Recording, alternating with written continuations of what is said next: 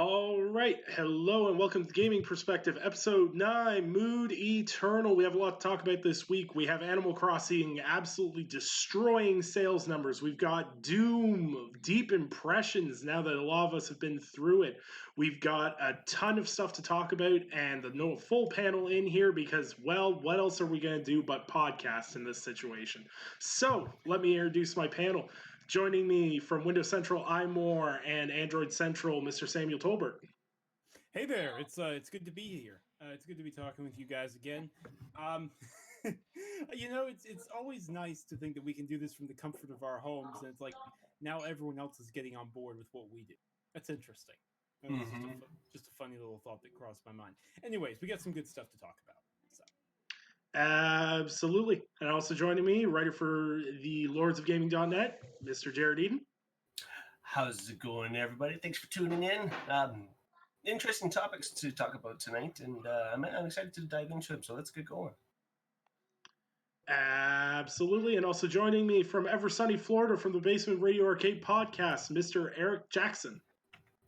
What is going on, Shelter at Homers? How's everybody doing? Oh, groovy, baby. Groovy. We're sheltering. Yeah. Accurate. Been social distancing since 1998. Pros. Easy to say.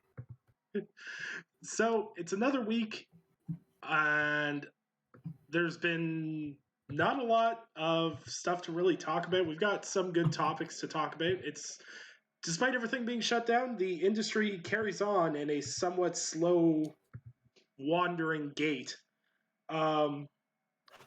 But we're going to talk a little bit about what we've been playing first, of course, as we always do. And we're going to talk about Doom Eternal a little bit, because a lot of us have been playing it, except for one person here, who shall not be named. But he will go first. Eric, what have you been playing this week? Under the bus you go. Hey, I'll own that because I know when I talk about what I'm playing, Sam's going to 100% back me up. But first and foremost, I finished Ori and the Will of the Wisp. My man. Yeah, absolutely. I'm so happy. Well, the world, I mean, it's no secret I'm a huge fan of Blind Forest. So, and Sam knows I've been waiting for this game, patiently.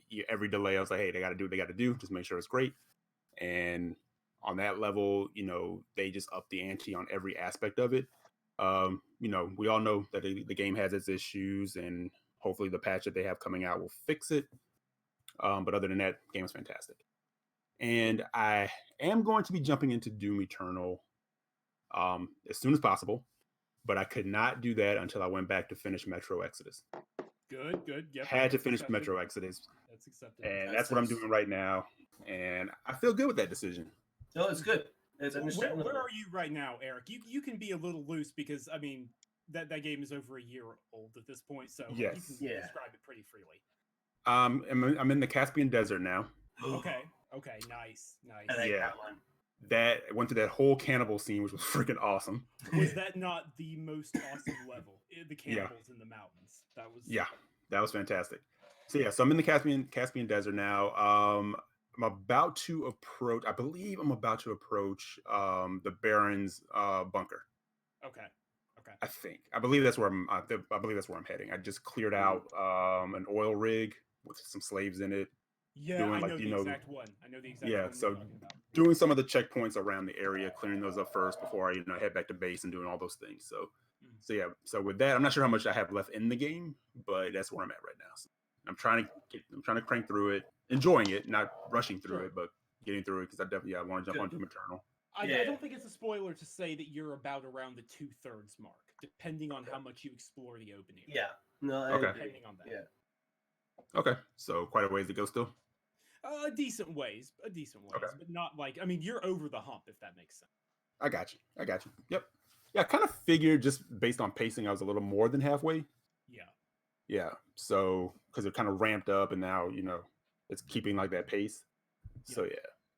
But nice. No, I'm absolutely loving the game, and I don't know why Nick hasn't played it yet. That one is bugging me. If he stopped all this Baldur's Gate stuff. Okay, I'm sorry. What?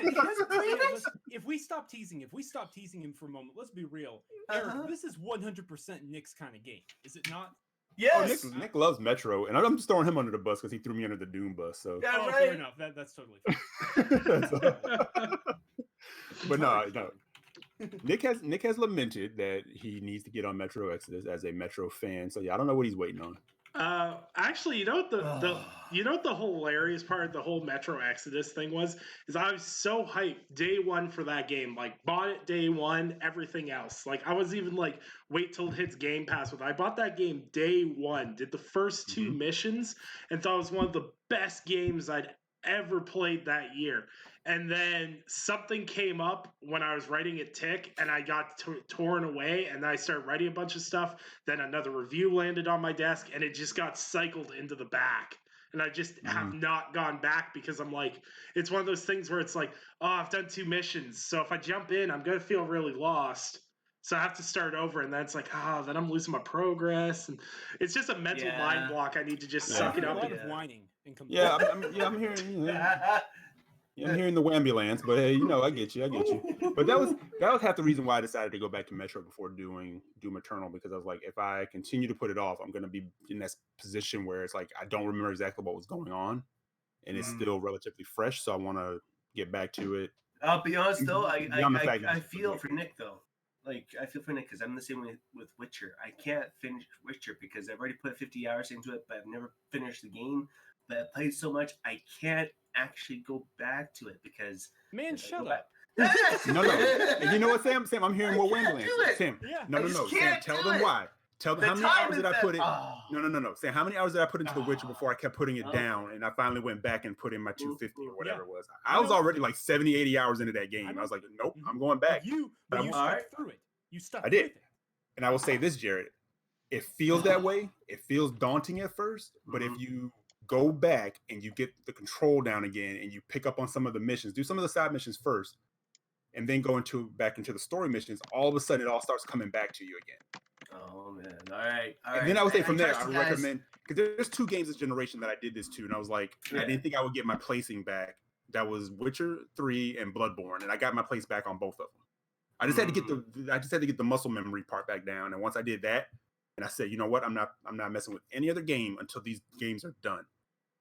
And I couldn't. Sam will tell you, I couldn't put The Witcher 3 down once I started committing to it, and not letting another game slide in and distract me. It was never that the game wasn't good. I was enjoying it. I would just let something else come in. And when I stopped doing that, man, I was like, I wanted more when I was actually finally done with everything. And it was a good way to play it because I had all the DLC and I just kept it going. So, but yeah. All right. You know what? I might just actually have to sit down tomorrow. Yeah. So let's stop all this whining, you and Nick, and let's go. Let's get to work. Whining. Man, all this wang and whining. We have these good games to go play. Man, if they ever finish them, we can have a Wallelujah. I know, right? Oh God. So, and Nick, other than that, the only other thing I'm playing in between these other games, I'm rocking on Twin Breaker. And that's a great little in between. I'm gonna jump in and do a couple of levels and get back out, but it's a lot of fun, man. Like they took the brick breaking thing and went, a step further than what you're used to, like playing on your phone or something like that, And it's Colin and Chris funny. The way they, in text form, the way that they actually banter on the show is actually in the game. And I told Nick, we were kind of chatting about it the other night, and I said, it feels like two buddies like having I didn't say sleepover, but I said they're talking about a space game at a sleepover and just making this thing up as they go along. And it's like kind of cool. That's cool. So That's really cool. yeah, that sounds fun. Yeah, absolutely. And now that Eric and Sam have taken their pre-shots at me, we can really get into the elbow greasy and nasty stuff later in the show. So I'm gonna knock the ball over to Sam because I'll go last on this topic. Sam, what have you been playing? Okay, so remember that game that I said I couldn't talk about last week, but that I beat over the weekend? Mm-hmm. Yeah. Well, I've been playing it some more, and I can't wait to talk about it in a couple of days. Oh my god. I can't quite talk about it yet still, but I've been playing it again on hardcore, and it's very difficult, but I'm having a blast doing it. And when the game comes out and the information comes out, you'll understand why. But beyond that, I have been playing Doom Eternal. And I don't want to take too much away from Nick because I'm sure we're gonna have a great back and forth here, and Jared as well. He's been in that. But I will say, I absolutely love it. Doom Eternal somehow makes Doom 2016 feel like a slow-paced game with not a lot of action, and I'm not sure how that's possible. It's incredible. It's some of the most perfect first-person shooting gameplay I've ever had. They didn't have to go as hard on the lore and the story as they do, but they 100% do, and some of the crazy twists they throw in there are like, it's okay. This is not a spoiler, guys. Cut me back if you think it is, but I don't think this is a spoiler. It's amazing how much of it is just the lore going, this is the hardest man in the world. This is the most tough, badass guy ever. And they're just committed to it. It goes and it works. And I love that. I absolutely love that. The enemy design, the demons, the way they melt away as you keep on using your weapons, and the way you have to swap back and forth, the absolute ferocity and frenzy the Slayer gates turn into. I'm having a blast. I'm almost done with it. I'm on the very last mission. I'm past the point of no return. I'm at the point where it says, hey, you can't come back to your base once you embark on this mission. I wanted to finish it today, but some stuff came up. So did you just do that? I'm like 90% of the way through. Like, no, Jared. That I'm saying that's the mission I'm on. You still got ways to go, Sam. Yeah. I was just gonna say, once you hit that, you still got like 3 or 4 missions to go. Oh, geez, never mind. Jeez. Yeah. Okay. Have fun, buddy. All right, fun, cool. I've got even more to look forward to then. Absolutely. So, how many hours would you guys say Doom is? So far, Eric, I haven't gotten every collectible. But I have done the majority. I've done like most of the collectibles in each level because it's very easy with the auto map. And I would say that I've played about 12 hours so far. Okay. I've got I think when I finished, I had about 15 hours in the main campaign. And then I backtracked and like I've almost gotten every collectible, everything fully unlocked. And then I've got to do the multiplayer mode. And then I've got to do one full campaign run through on a specialty mode for a trophy. And then I've got the 100% completion. Woo! Nice. Jared, you finished Doom Eternal. What did you think of the game as spoiler-free as possible? As spoiler-free as possible. Oh boy. That's actually pretty easy to do. The game is phenomenal. Like, basically, like everyone says that plays it, it's a perfection in basically first-person shooting. It's smooth. It's almost a ballet of demons slain and guns and gore and violence, and it's like if you put it to slow motion and put Beethoven on, it would be art. That's basically what this game would be. It's phenomenal to play. It's fun. There's nothing that really truly plays like it out there, and I'm happy about that. It really stands out for any type of first-person shooter type of fan that really is looking for something maybe new to scratch that first-person shooter itch that maybe if they haven't played something like that in a long time, or they've been playing Call of Duty forever or something like that, play Doom. It's like going to the spa for a gamer. It just lets you have pure fun. There's not very many games that really allow you to just have the pure nostalgia of just go have fun. Here's the tools, here's the mechanics, here's what you need to do. Just get to the end of the story and enjoy the ride along the way.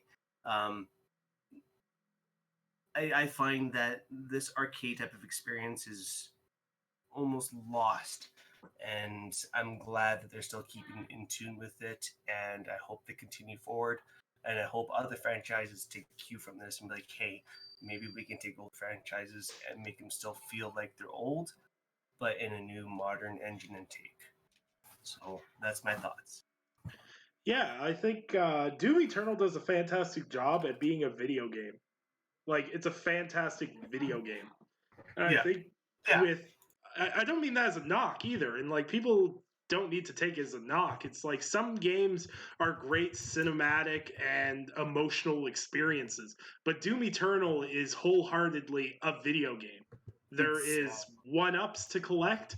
There's upgrades to find. There is boss battles that will drive you nuts. And Axe Goes Swoosh is probably one of the best things about this game. It's absolutely hilarious to me is because people were complaining when Doom Eternal came out. They're like, oh, it's just more rip and tear gameplay and blah, blah, blah, blah, blah. And it's just straightforward and yada, yada, yada. And then everyone hits the Marauder. And then all of a sudden they're like, it ruins the flow of the gameplay. I don't like it. He takes all my extra lives. Who cares? I'm hearing that about people saying about the platforming too. I've heard people have a mixed reaction on platforming in it. You know, I was going to mention the same thing. Is a lot of people seem to be complaining about the platforming and how they don't like it and they don't feel it's a part of Doom. But to me, I really enjoy it because the levels. If you didn't have something like that, you wouldn't be able to expand the levels as much as they were able to do this time around and have such dynamic environments for you to go explore. So for me, I think that was a big bonus for them to do, and maybe a little bit of a controversial thing to do. But in the end, to me, it paid off for them, and I really like that they implemented it. See, there's just a whole bunch of people that I don't think played the original Doom games that played Doom 2016 and think they know what Doom is. Because if anyone's played Doom 2, a key part of Doom 2 is verticality and platforming. It's a huge part of the game. It was a huge addition in Doom 2. It's one of the things that separated Doom 2 from the original Doom because they were less than a year apart. The platforming was smooth. That was my thing, is like, I don't like platforming in my games, but they used it in a way that made sense and felt natural. It didn't feel shoehorned in. It allowed them to make really expansive levels and make absolutely stunning set pieces, because unlike in Doom 2016, there was a couple of moments in there where I was like, oh, that's really cool. That's a really cool set piece. I'm gonna take a screenshot of that. Literally, there is hundreds of moments throughout this game where the set pieces where I would stop, turn off my HUD, and take a screenshot, because the set pieces were phenomenal. The world building was phenomenal. I liked the addition of weak points in demons. That was something that was absolutely amazing. Being like, this is a really tough demon to fight, but if you target them with this ability or this weapon, you can make short work of them. Like Sam and Jared, did you ever have any problem with Caco demons anymore? Like, no, because every single demon, and to be fair, okay, to be very clear, I love the memes, and I do think people are exaggerating, but I do believe the Marauder doesn't quite flow the way the rest of the demons do. I do think that, to be fair. The Archviles are the ones I hate. I hate the Archviles. Oh, thank you. Oh, I hate those guys. I'll take them around. Like, whenever one shows up and he starts screaming and summoning more demons, I'm like, okay, here go my extra lives. Like, I would rather fight 2 Marauders at once than I would 1 Archvile. He is the first enemy I target. As soon as I see those demons start summoning in that red glow, I'm like, okay, where the hell is he? I'm targeting you. I'm going for you. You're dead first before anybody else. Because I know. I'm telling you and Sam right now, after you guys finish the games, well, Jared, you've already finished it. Go into the menus, access I think it's the first master level. There is the finale of it is an Archvile and 3 Marauders. Oh, no. What? No. But anyways, Nick, so you were asking, like, if we had any trouble with, like, Caco demons or anything like that. No. The Marauders and the Archviles aside, there's such a rhythm and flow to it. It almost feels like an action game like Devil May Cry, except it's in first person. That's how arcadey and old school it feels like.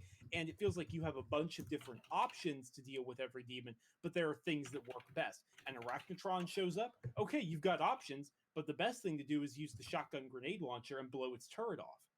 Revenants show up, okay, you've got options, but the best thing to do is use the micro missile launcher and destroy the rocket launchers on its shoulder. Mancubus shows up, again, you've got options, but use the precision bolt on the machine gun and destroy its heavy cannons. And so on and so on. I love that. I absolutely love those hard counters to each demon, because it makes it this great rhythm and ebb and flow in the combat, as long as you're constantly changing up and constantly reprioritizing. One of the final things I say before we go too far into this, because when Eric finishes it, we'll do an episode. The thing that I loved most was the final mastery upgrades on the weapon mods all felt super useful instead of just meh, like in 2016. Yes, 100% agree with that. because like the super shotgun, once you get the 50 kills by pulling yourself into them, it's like, oh yeah, by the way, anytime you hook someone with your meat hook on your super shotgun, they get lit on fire and you get armor off of them. I literally spent so much time just bouncing between people with the super shotgun and having so much fun with it. And yeah, it's a really well balanced game. And I think a problem a lot of people have with it is this is not a game where you get to choose necessarily how you play it. It forces you to play varied situation to situation. You can't just grab the super shotgun and go through every scenario with the super shotgun. You can't use the rocket launcher only. It makes you change your combat style. It makes you focus out specific enemies. Like if there's an arch file boosting everyone, well, you've got to target him first. Well, he's got the highest health pool of any of the demons, so you're going to be spending a lot of time trying to kill him. So you're better off to spam all your heavy explosives at him to get him out of the way, and then use your lower end weapons to get rid of the rest of the demons.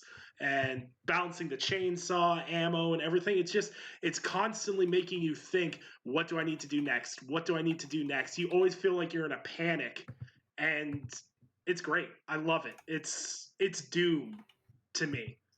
It's more Doom than Doom 3 was, and Doom 2016, like I actually went back because I didn't 100% finish Doom 2016 again before I got Eternal.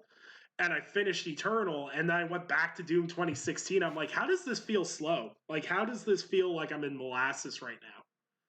Like, mind-blowing. It's safe to say that Doom Eternal has literally set the bar for first-person shooters. I await Titanfall 3 to try to attempt to take the crown. Because, like, literally, I think Respawn's the only FPS team that's even in the same ballpark as id Software right now. Which is crazy to say because there used to be so many FPS games. And it's just crazy to think that it's still doing it this way. But we're going to move right along into our news section. There's been quite a bit of stuff going on. Animal Crossing is, man, they are on it right now. So to give perspective, it was announced via Zehuge, who's a industry analyst that everyone should be familiar with on Twitter. The first shipment plus digital sell-through for Animal Crossing New Horizons in Japan exceeded 2.5 million units in its first 3 days in Japan. That's it. It's the only region. 2.5 million copies in 3 days. Japan alone is insane, man. That is. Yeah, I knew it was going to do numbers, man. That game, it's a beast of a franchise, man. Oh man, it's got dedicated players. Well, it's funny because the devs are probably like, "Why did we wait so long?" Well, and to put this into perspective as well, not only did Animal Crossing move 2.5 million units, the Nintendo Switch itself, the console, the Switch main unit and the Switch Lite combined sold 390,000 units in Japan for the week. And to put that in perspective, that's more than the Switch sold at launch week. So, and to put it like 2.5 million, when you say that line, you're like, well, there's tons of games that have sold more than that. But to put that in perspective, like I think Spider-Man sold worldwide, 3-point-something million the first 3 days? Yes. So Spider-Man alone sold like 3, and Spider-Man's a massive IP. I didn't even realize Animal Crossing was this big of an IP. Like historically, Animal Crossing has always sold well, but this is like astronomically huge. So what do you guys think? Like, are we going to be looking at like, what do you guys think this is going to track to? Like, do you think this will be 10 million units in like 2 months kind of deal, or more? Easily or more. Oh easily yeah, or more. Absolutely. And because I think, Animal Crossing like always did respectable numbers when you're talking in terms of GameCube, Wii, or whatever. But that's what really set that stratosphere for it was definitely the 3DS release with New Leaf, because now people were able to take it with them. as opposed to just being on their home console. So that's a whole game changer.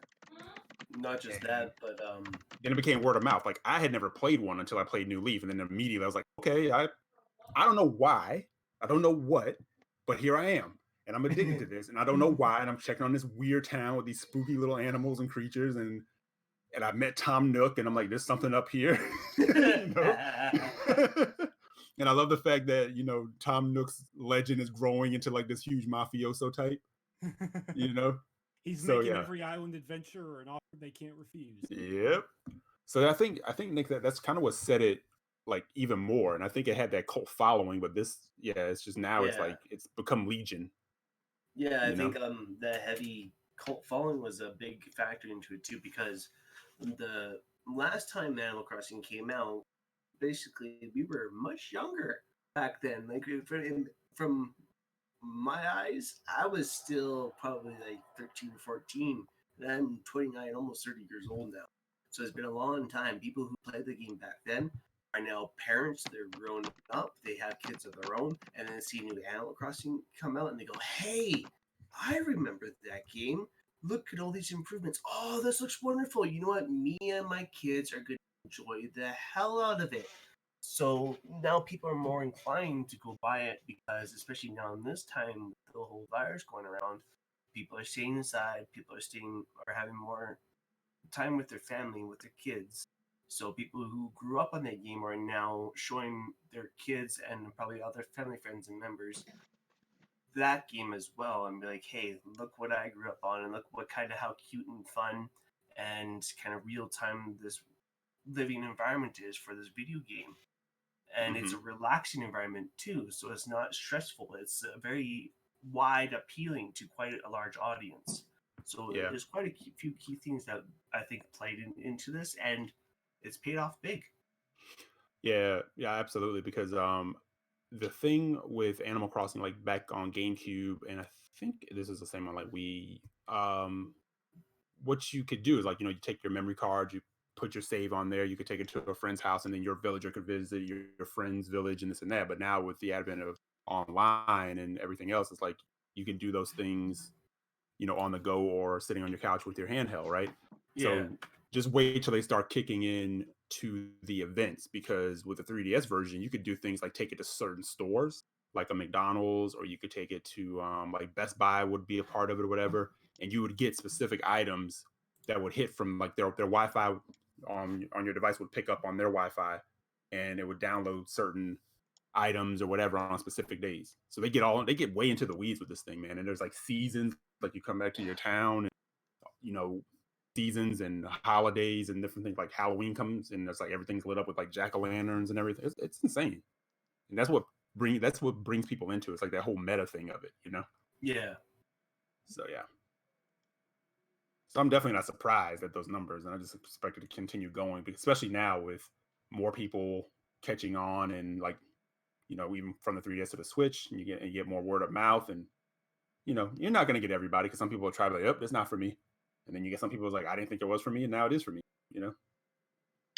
Yeah, that would be me. I was on the fence on whether or not I was going to pick up Animal Crossing, and then I was like, well, I'm stuck at home quarantined anyway, so I might as well give it a shot. And now I am under crushing debt to Tom Nook, and he's coming for my knees on a regular basis. So right. It's like I really want this like the stereo set and this, you know, this like Nintendo theme, whatever, for my house, but damn, I still owe this dude like so many bells. Like, what do I do? You know? And then you're going to the island at specific times during the night to try to catch golden cicadas because they're worth more. It's crazy, man, how they rope you into this loop. You know, I have not picked up the game for Switch myself yet, because I know what that loop is like, and right now I just don't have like the time. But but I think I do want to get it, because I think I want to introduce her, and she'd really enjoy it. You know, so and she's actually like reading now. Like that kind of blew my mind the other day. She was like looking at something. I was like, I can no longer spell things to Roz, but I don't want her to know because she can spell them now. Yeah. She was sitting there the other day reading like from her book or whatever, and I was like, whoa. It's like, I know you've been learning, but I didn't know it was all coming together already. It's like, God damn it. So I think with some help, she could probably be ready for something like Animal Crossing now. Awesome. Good. Yep. I love that game, honestly. My fiance Amy has been playing Animal Crossing for the first time, and she was like, it's a little slow at first. She plays it on, and then she really got into the meat of it, and then she's like, okay, yeah, this is good. This is good. Yeah, it's yep. It's a one of a kind experience. Throws me back to the old Harvest Moon days, which is something I used to really love. Yeah, it's definitely born out of that. And Sims, it's like all of it kind of coming together, Yeah, absolutely. So this week we were blessed with Gears Tactics impressions and previews. But I unfortunately did not read any of them. So I'm going to toss this over to Sam and Jared because they actually read the previews. And so what are they saying? Are we looking at a really good game, or what are we looking at? Well, Jared, why don't you take the lead on this one? Oh boy. Okay. Well, I did a little bit of a tweet this morning on Gears Tactics and a bit of a roundup of some of the websites that were talking about it. And the general consensus is it's really good. It seems like they've kept in tune with the Gears franchise. They have just stayed true to the story. It's hard to talk about. I don't have hands-on experience, so it's hard for me to read exactly what people have written into word. But basically, general consensus is it's good. People are excited. It could be a really good hit, a really big hit for Gears of War, and actually, maybe potentially a new good direction for them to go in for the franchise. It could just be another stellar game, a surprise hit, honestly, this year. So I'm really excited to get my head. That's all I got, really. Okay, yeah, that's fair. That's fair. A little more than that. I think one of the things that really showed well for me is just how much they've kept that Gears of War gameplay. Like, it is still very much a Gears game. It's just the viewpoint has changed. And they were talking about how there's things like, okay, so if you move your characters up in your squad and then you decide to do an execution, like a chainsawing on down the enemy or whatever, you get additional movement points. So you're encouraged to keep the flow of everything going on. You're encouraged to play very, very aggressively, not just hunkering down defensively. Although you can do that. That's part of Gears' DNA, too. The story has you playing as Gabe Diaz, who's the father of Kate, obviously. And then Jez told me that while they don't want to say too much, that this was not included publicly in the previews, it seems like Microsoft is taking this very, very seriously in terms of this tying into the mainline story. They're going to reveal some other things. Okan, the Cantus priest, who's the main enemy, is the one who bred all these locust war machines and all these deadly creatures. So, and it has like close to a 40-hour campaign as well with cinematics and everything. Which is so impressive. Very seriously, and I can't wait. Erica, you got any thoughts on this? Since Nick didn't read anything. Yeah. Full disclosure, I didn't really look into a whole lot of it either. Okay, fair enough. And mainly because I know it's coming to PC first. So I guess I was kind of like, okay, when they start talking more about what's coming to the Xbox version of it. Sure, fair enough. That's fair. I'll listen to them a little bit more. I know because they're not really talking to me just yet. But that being said, the little bit I do know, I'm definitely intrigued by it. Not typically my type of game, but I've kind of learned over the years not to just say that because Sure. Yeah. Sure. So, but from what I've seen, it looks awesome. It looks really cool. So I'm looking forward to it, and I'll definitely check it out. Well, as everyone knows, if anyone follows the Iron Lords, they know that Lord Cognito will never shut up about XCOM. So Gears-based XCOM is something that I've had my ear talked off about for the past few days. Now, did he play Mutant Year Zero? I think he did. I'll have to bug him about that. I'm pretty sure he did. But if he hasn't, he should, because it's another phenomenal. Yeah, that's when I started. I got to get back to. Yeah, me too. Really digging that. Me too. Yeah. We're so bad for that. I'm really interested in Gears Tactics, but my PC's a potato. So I'm gonna just wait. Optimized it to run on a potato. That's the great thing is they actually optimized the Say settings what? so that it will run on an above-average laptop or a high-end gaming rig. So that includes potatoes, whether baked or sweet. Exactly. Sweet. In fact, Nick, I'll send you the list. We have it up in an article on #self-promo Windows Central. But Microsoft took it very, very seriously, and they worked very closely with Splash Damage and the Coalition because they wanted this to be available to as many people as possible. I don't know, man. Way they phrased it. So if we're comparing it to potatoes, mine's rotten potato in comparison to everybody else right now. So fair enough. If it could run on mine, I'm impressed. I'll say that. I wonder. They don't. It's probably not going to come to Mac at all, right? Eric, do you know how you game on the Mac? You go to Steam. No, you put your mouse on top of it. I'm sorry, no, it's not coming to Mac. It's not coming to Mac. Nothing comes to Mac in that form, except Apple Arcade. There's that. I will say this though. I do think this is the type of game that would benefit super well from xCloud because it's turn-based. Because you're slotting out your turns and stuff like that. Latency isn't going to matter. Reaction time isn't going to matter. You can just plot it all up and then let everything play out. Yeah, I sure wouldn't mind playing on my phone. That's for damn sure. Especially if I can go from my potato PC to watching some TV and playing on my phone and having TV on the background. That'd be phenomenal. Yeah, absolutely. And you know what? If my potato PC can run, I'll be there day one because I've been screaming at the top of my lungs for them to do something other than third-person Gears. So I need to put my money where my mouth is. Yep. And remember, it's in Game Pass for PC. Yep. So. But if you are a console player and unlike Nick or I, you don't, or maybe you're like Eric, you don't have the option of playing on PC, I'll say this. I think it's very likely that this will be a Series X launch game on Xbox. Call me crazy. I think that they probably want to time it like that. It just that would fit the mold of a launch. Gears Tactics? Yeah, the Xbox port. Oh, yeah. No, yeah, definitely for the Xbox port. Actually, I would really like for that to be a Series X launch title because it'd be smart for it to be on PC coming out next month, and then April 28th. So exactly 1 month from now. Ah, perfect. So yeah, take that time, make sure the port runs smooth because people are gonna want to play the hell out of it when it comes to Xbox. So just make sure you do it right. That's all. Yeah, absolutely. And now we get to talk about everything that's been turned into a clickbait, this is bad thing by the YouTube community.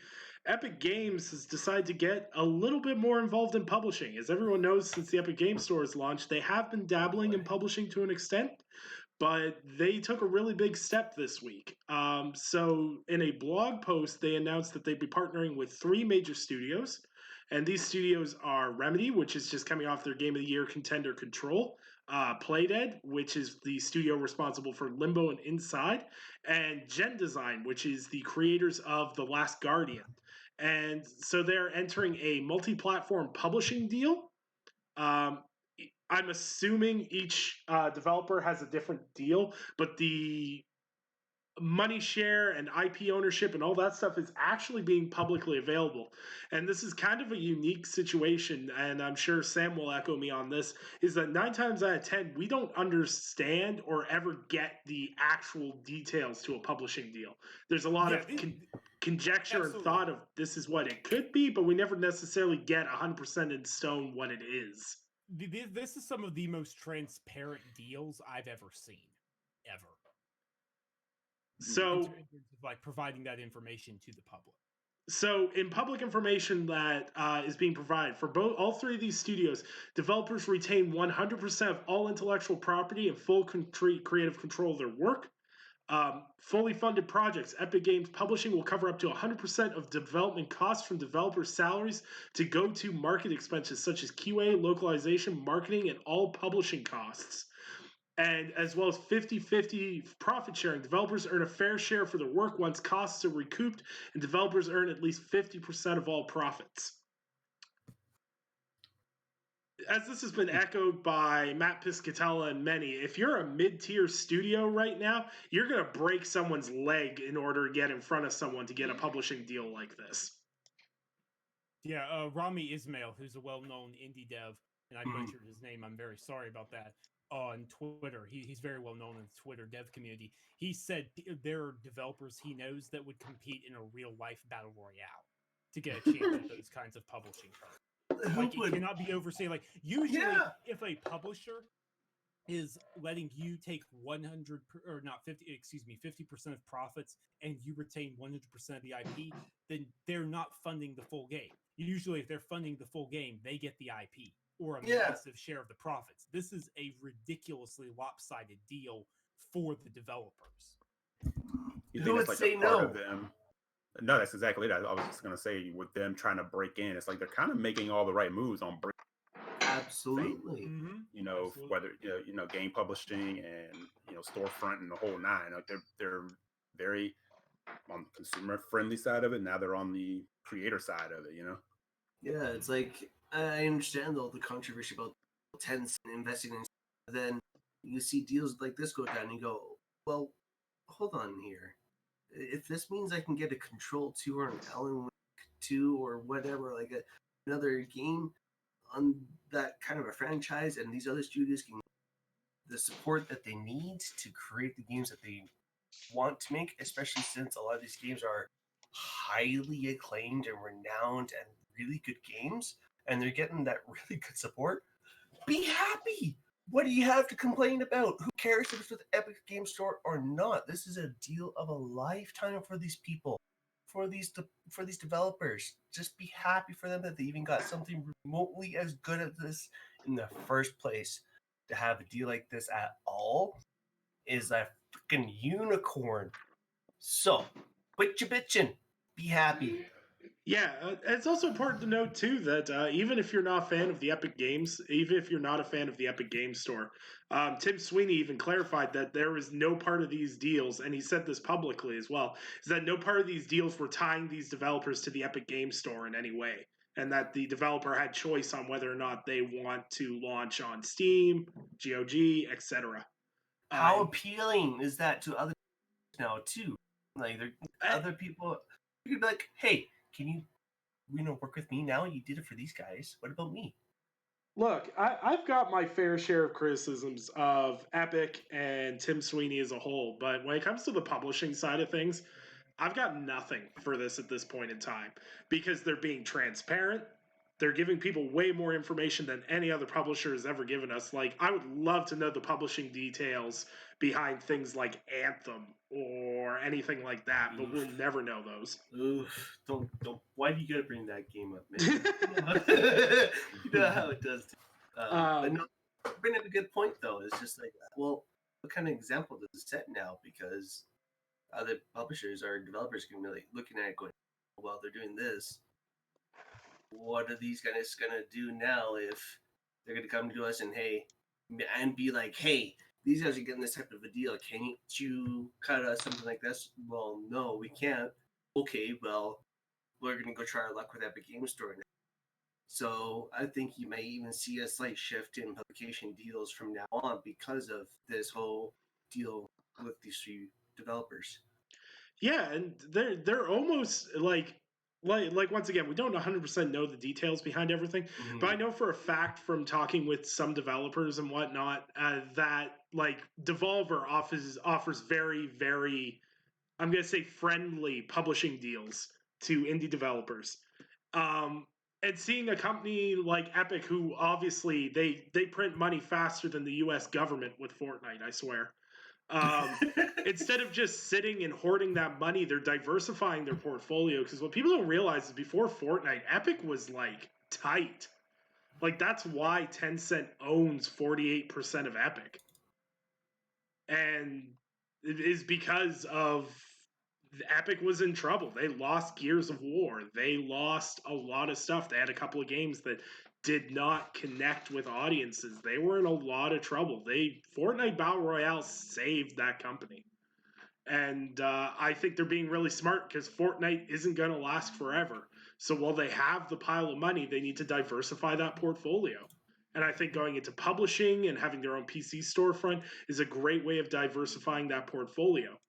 And the amount of free games, like I've got like 40 games for free. I'm not talking like throwaway games. I'm talking like World War Z and a bunch of other games just because Epic Game Store is like, here, have these for free.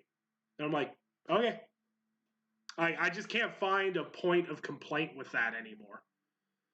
Like, I can sit there and, like, I understand people are like, well, Tencent's data mining you through the Epic Games Store. Yeah, you go to a government website, your government's data mining you. You're being data mined by Facebook, Twitter, Instagram, everything at this point. Like, your data is not confidential. Yeah, like, of their information is on the internet days. There's a ton. Just people relax. It's not that big of a deal. If China really wanted your information specifically, like targeting this demographic of people, they would make sure they would do it even without these type of things. So just maybe take the conspiracy hat off on this one. Well, I was gonna say you don't need a conspiracy hat for much because Tencent did release that one battle royale game that had key tracking software in it, and they got into a lot of legal trouble with that. Yeah, they're probably like, no more. Oh, sorry, my bad. What we'll just invest from now on. We'll just invest. We tried. But I think this Epic Games publishing deal, it's a great thing for developers, and like I think Sam will echo me with this. The fact that Remedy has security while maintaining their independence is huge. Yes, massive. As well as Playdead and Gen Design. Since, Ueda has broken away from Sony, and from what we understand, he's not going to be working with them anymore. So, like, the creator of Shadow of the Colossus, Ico, and The Last Guardian gets a game. Remedy gets to make a new game. 2 new games, actually. They're making one full AAA multi-plat game and one smaller game, both of which are set in the same universe. So I have some hunches as to what those are. And then Playdead's next game as well. That's a very big deal. That is a very high caliber. And how can you not be excited, right? It's like, even if you hate the Epic Games Store, you have to be excited for this. Otherwise, you're just like a damn fraud. I'm sorry. But if you can't be excited for the well-being of developers that are usually having, over the years, a rough time in having a stable life and a stable job, now that they do, just be happy. Indeed. Yeah, and that's just the thing is like I find it hilarious because like we're obviously quote unquote hardcore consumers of this media, so we care about the developers and the studios that we buy games from to a lot higher extent than many people do. But I'll never understand why people will be like, well, I don't think this publishing deal's good for this developer, etc., etc., etc. I don't really care. It's up to the developer to dictate what they think is a good financial decision for their studio. I'm just consuming the great product they put out. How much money they make off of the game is up to them to fight for, work for, and everything else. And I'll continue to support the product they put out. And I want them to get the best out of the work they put in. But if a developer signs a crappy publishing deal, it's not my job as a consumer to rally up against it. Because if that was the case, we shouldn't consume music media because 98% of frickin' music contracts are crooked and criminal. So that's my little soapbox about people getting on their soapbox too much. So, I bet you Activision and EAs are like, oh crap, maybe we should rethink some of our plans, man. So we're going to bounce back to Doom Eternal because, like Animal Crossing, it had a insane sales turnout. So Bethesda doesn't share exact numbers, which blows my mind to a T, why Bethesda wants to be so tight-knit with everything. Doom Eternal is the top-earning Doom game of all time at launch. Doom Eternal has quickly broken the franchise record for opening weekend sales. What? Yo, man. Whoa! All right, I gotta step away for like 5 seconds here, man. That was too much. Discord is like your Lex Luthor tonight, bro. Oh god damn it! I think his ancestors came. So am I good now? Yeah. Oh yeah. Okay. Yeah, much better. For like 10 seconds. I don't know if it came across on YouTube or not, but wow, that was something else. That was entertaining, that's for sure. Okay. All right. So, Doom Eternal is the top-earning Doom game of all time at launch, Bethesda today announced. Doom Eternal has quickly broken the franchise record for opening weekend sales, doubling the launch revenue of Doom 2016. Doom Eternal was the best-selling game on Steam for the week and immediately soared to over 100,000 concurrent players on the platform. Whew. So, as it does, it surprises me to no degree. Doom Eternal is selling really, really well and way above probably what Bethesda expected. But I want to say the reason I bring this topic up is not to sit there and dance because Doom did really well, because I did do a little dance to hear it did really well. Of course. But do you think at the start of this quarantining stage where we're fresh into quarantining, people are buying a lot more games because they're like, I'm stuck in the house for a couple of weeks, might as well buy something? Do you think that's why the sales on Doom Eternal and Animal Crossing are smashing through so high? I don't think it hurts, but I don't think that's the sole reason. I think those games were numbers. Yeah. Anyway. I in my mind, it's more so yes for Animal Crossing, no for Doom. Doom, it's more in my mind. I see it as it's more of a hardcore fan base, and if you're more of a FPS kind of fan in the first place, Animal Crossing again also has such a wide audience appeal to it. So I think that's could be why there could be why they're doing so well in different circumstances. Yeah, I think it might be catching people who may have waited or not thought about it at all because they are a little bit more of a captive audience right now. Mm-hmm. That's why I said I don't think it's hurting it. I don't think that's the sole reason, but I would definitely not dismiss the fact that there's probably some runoff being caught up. Yeah, that's true. Yeah, I wish Bethesda would share actual numbers. I've said this for everything, from Xbox to everything. I like numbers. Share them with me. Because, if this game sold 5 million copies, it'd be cool to know that it sold 5 million copies. I don't know. Maybe I'm weird. Seeing how good something's doing or how bad something's doing is interesting to me. Because, I am one of those people that, I look back on the Wii U numbers and go, this thing really never really had a chance. But regardless, it's cool to see Doom Eternal and Animal Crossing finding massive success because they're really good games. So today we got a little bit of an announcement. Earlier in the week, it was noted that Bill Stillwell had removed Xbox from his Twitter profile. So many people were conjecturing where Bill was going and what company he was going with. I put my $20 down on him going to Blizzard because that's where Ferguson and Ybarra went. So that's where I had my bet money placed. But today he announced via Twitter, before it apparently would leak, he will be leaving the Project xCloud team, which he was head of, and he'll be joining Microsoft's HoloLens division, focusing on bringing HoloLens AR and VR experience to the consumer base. So what do we think about Bill Stillwell shifting? Because this man is the gentleman behind the Xbox backwards compatibility program, was a huge part of that, and he was a huge part of the later stages of Project xCloud. So what do we think about this? You think big things for HoloLens coming up with his talent included in that, or what are the thoughts here? I'll jump in first. I think it's the move because they may be taking it a little bit more serious, and they definitely feel they have something there. I kind of look at Bill as like that guy that you definitely move to a team because you do truly have plans to support and try to make something happen with it, which is why you see him move around. So with him moving to that team, I definitely think there's something there. Yeah, absolutely. Or they're at least getting that ball rolling.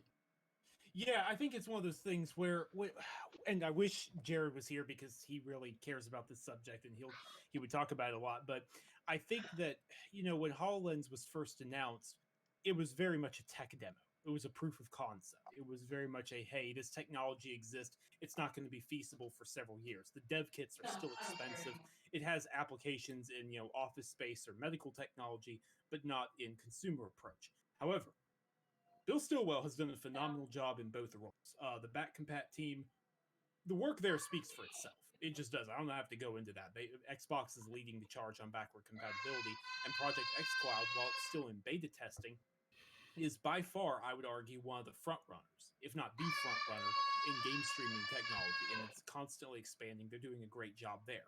So if Xbox feels that both those teams are in a good position, having his expertise on the user side of AR and VR, yeah, could be a big deal. I think it's too early to say anything else definitive, but I think it's a big deal for sure. Pay attention to it. That's one of those ones like nothing will happen this year, but in the future, definitely be keeping an eye on. Yeah, I definitely don't think it's going to be like an immediate change. Like, I just definitely am more interested in that division now because of what he's done in every division he's gone to. Because from what I've played of xCloud runs really well for what it is, and backwards compatibility on Xbox One was huge. And that was a huge breakthrough for Microsoft and the Xbox division as a whole. So I'm really interested to see what he can bring to that division. I'm going to toss this topic over to Jared because this is something more in his field of interest than it is my own. Um, it's very exciting to see Bill move over to this new I wouldn't say a service because the other two are kind of services related to Xbox, but this new program along with Microsoft that really, I don't know. For me, I'm excited to see him move to reality augmented Microsoft because that is such a interesting aspect to me personally because the implications they can have or it already has in the medical fields, the engineering fields, the industries in the first place. There's a lot of places where there's warehousing that are already using HoloLens 2 to maximize their efficiency, their capacity for putting away product and for shipping and receiving. There's a lot of implications that for Microsoft as a whole, this product could be a huge boon to them. So having someone that has the pedigree of two very highly successful services on Xbox, like backwards compatibility and xCloud, which basically is starting to define Xbox as a program as a whole. So having someone like Bill come over, I think a lot of people shouldn't take for granted. In the gaming aspect, I would really like for Bill to push for augmented reality and mixed reality to be part of the Xbox gaming ecosystem. Because to me, again, along with the professional job technical implications it has for gaming as well, it's huge because being able to play, like, say, Minecraft, like they demoed years ago, being able to play Minecraft on your your dining room table, it's huge. That is extremely cool to me. Being able to place your blocks your block by block with your fingertips and move around in a 3D model on your living room table, walk around and see the living room environment in your household is extremely appealing and very, very cool. VR is nice and all because it puts you into that world, but mixed reality and augmented reality takes that world into your world. And to me, that is much more appealing as a gamer than it is for VR. So having Bill go over to that, I think could have very, very, very many beneficial aspects, but only time will tell to see what that brings. So Yeah, it'll be interesting to watch, and I certainly wish I certainly wish Bill the best, and appreciate all the work he's done with Project xCloud and backwards compatibility, because they're two amazing programs that have that definitely helped the Xbox ecosystem during not the best generation they've had. And backwards compatibility was a huge push up and kind of started the ball rolling for Xbox to kind of get their feet back a bit this generation. Like it's also kind of, well, it's also been almost like a ledge up above competition as well, because Sony's trying to do the same thing now with PS5, but they're really only be able to do with PS4 titles, and even then, only a select large amount of PS4 titles, not all of them. It's extremely impressive that with Series X next generation, because of Bill, you're going to be able to play the Series X games, Xbox One, Xbox 360, and the original Xbox generation of games all together without having to really worry about them being locked behind those consoles in the years past. So that's really cool. Yeah, and I'm interested to see what the backwards compatibility team is working on, because, as everybody knows, they didn't necessarily disband. They just stopped making titles that they were working on for Xbox One to shift focus to next generation. Correct. So I'm going to be interested to see what backwards compatibility in its full glory is going to look like on both PlayStation, but as well as how far Xbox is going to take the envelope. Because there's still some games on 360 where I'm like, be really cool. Be really cool. I'm looking at you, Max Payne 3. Hey, I'm all about that 2 Human reboot, all right? I'm just telling you. Yeah, absolutely. But backwards compatibility, it's cool because by Microsoft putting it in, everyone's kind of adapted this mindset of, why can't I bring my digital games with me? And it's kind of been a game changer. And honestly, I've been a massive fan of backwards compatibility all the way back to, like, I think it was the PS2 with the PS1 games. Was the first time I experienced backwards compatibility. Nintendo back in the day was really great about adaptability. Like, I had that adapter that you put on the bottom of your GameCube, and you could play Game Boy games on it. Well, you used to be able to take GameCube games and play them in the Wii. Yeah. Pop them in, you're good to go. And like that, I always thought that was really cool that Sony and PlayStation and Nintendo did that, and then they kind of got away from it. I understand why Sony did with the PS3 debacle. And their dedication to backwards compatibility kind of screwballed them at the launch of that generation in terms of cost and everything else. But I think with the technology we have now and everything else, there's no reason we should have to abandon our games. Like, I went out and bought all the Max Payne games on Steam. Like, there's no reason you shouldn't be able to do that on your console. Which is funny, because PC has basically been the only platform in all of history where if you buy your game on that platform, you can play it no matter what year it came out. With consoles, for consistently, it's been locked behind the generations of the consoles, right? PC's also gotten better in the past couple of years too, because it used to be, I remember when I was PC gaming in the late 90s and early 2000s, when Microsoft would update their operation systems and you go to a new OS, you would sometimes lose games. Like, there was a period where you couldn't run DOS games unless you ran a DOS compatibility game. But PC gaming in 2020, like, I can play Dark Forces, which is a DOS game. On PC. I can play all sorts of things. And like, people make fun of me. Like, I have a potato PC, but what I love about my PC is I can play childhood games that I loved. Like, I went back and played Redneck Rampage recently, which is not a game a lot of people are gonna know, but I just love that about my PC. I'm one of those weird people. I like playing old games. I'm playing Final Fantasy VII, the OG, on my PS4 right now, and I'm loving every second of that game. There's so much of gaming history I missed out on because I was only on PC for so long. I missed out on so many classics, and the ability to go back and replay those classics and appreciate them for what they were is really, really cool. Because reality is a lot of games that we love are never going to get the Resident Evil 2 remake treatment or the Final Fantasy VII remake treatment. Yeah, which kind of sucks because, like, in the hindsight of it, you look back at these games, you go, man, these would look great in a modern engine and remake, master or whatever.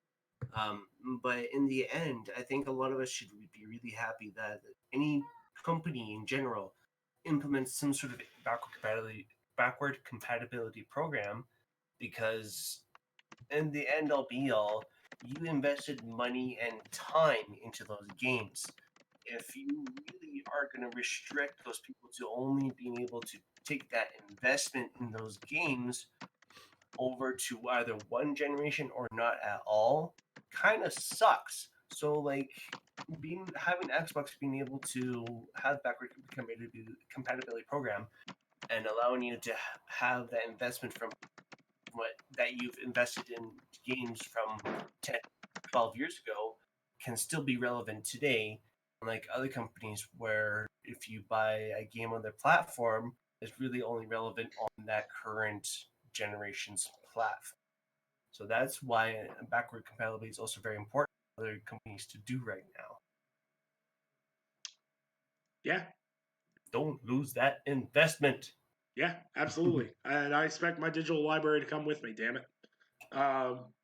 Because that's the only way I'm affording these flipping $500 consoles is by trading in the old ones. Well, like the New Year's True Achievements, they did that whole yearly roundup thing of games you played and genres and stats and whatever. Yeah.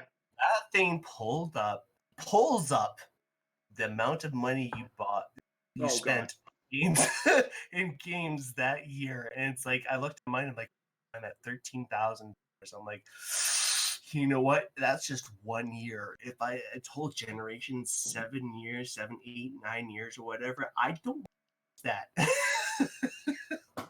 Just saying. Yeah, I think I had like 19,000.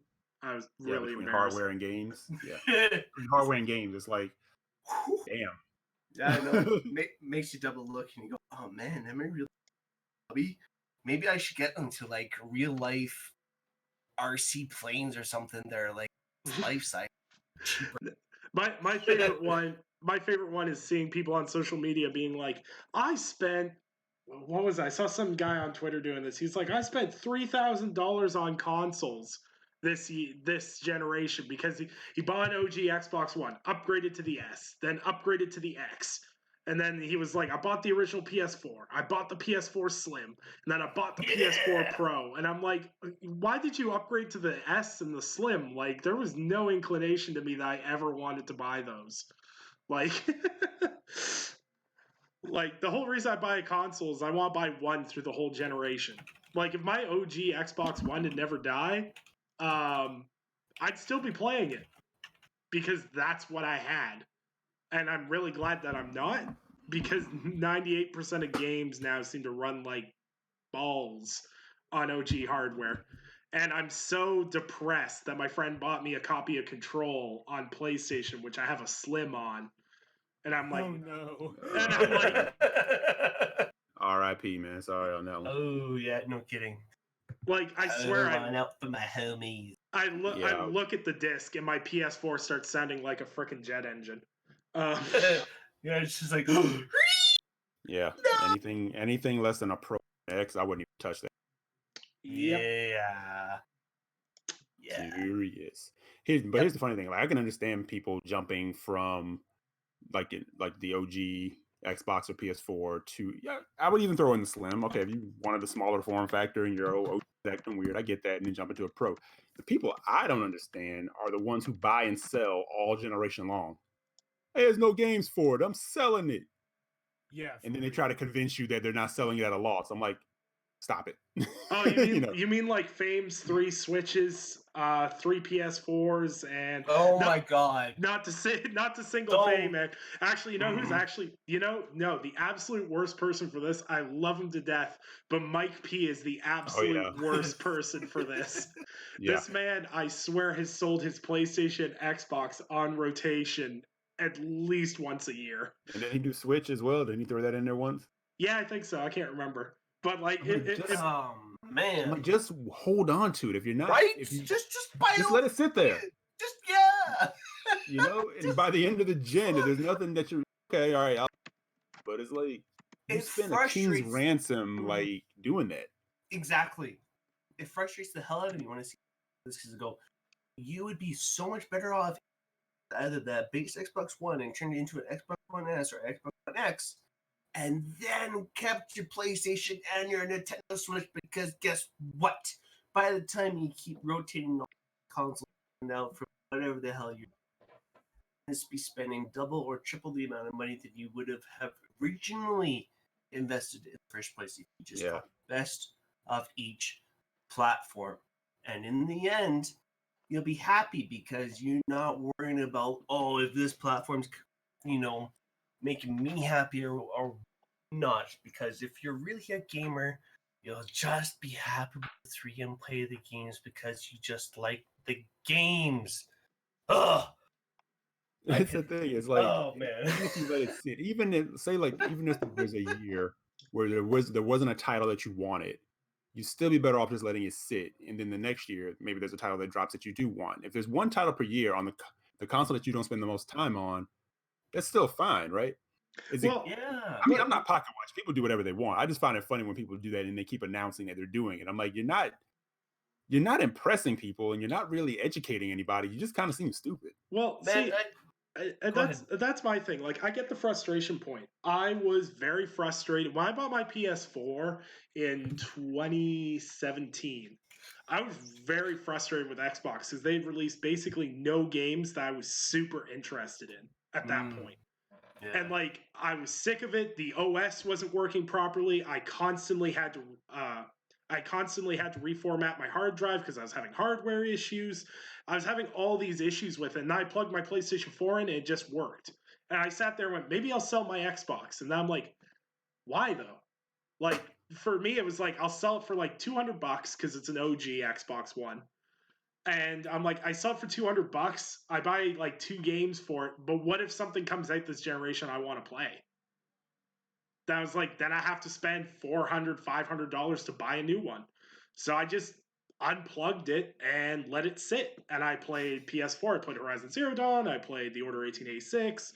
Played a bunch of games on PlayStation 4 for a while. And then Cuphead dropped. Halo Wars 2 dropped. And then I got into State of Decay 2 in 2018. Perfect. And then there's always been a couple of games coming out in the Microsoft ecosystem where I'm like, yeah, I'll play that. Yeah, I'll play that.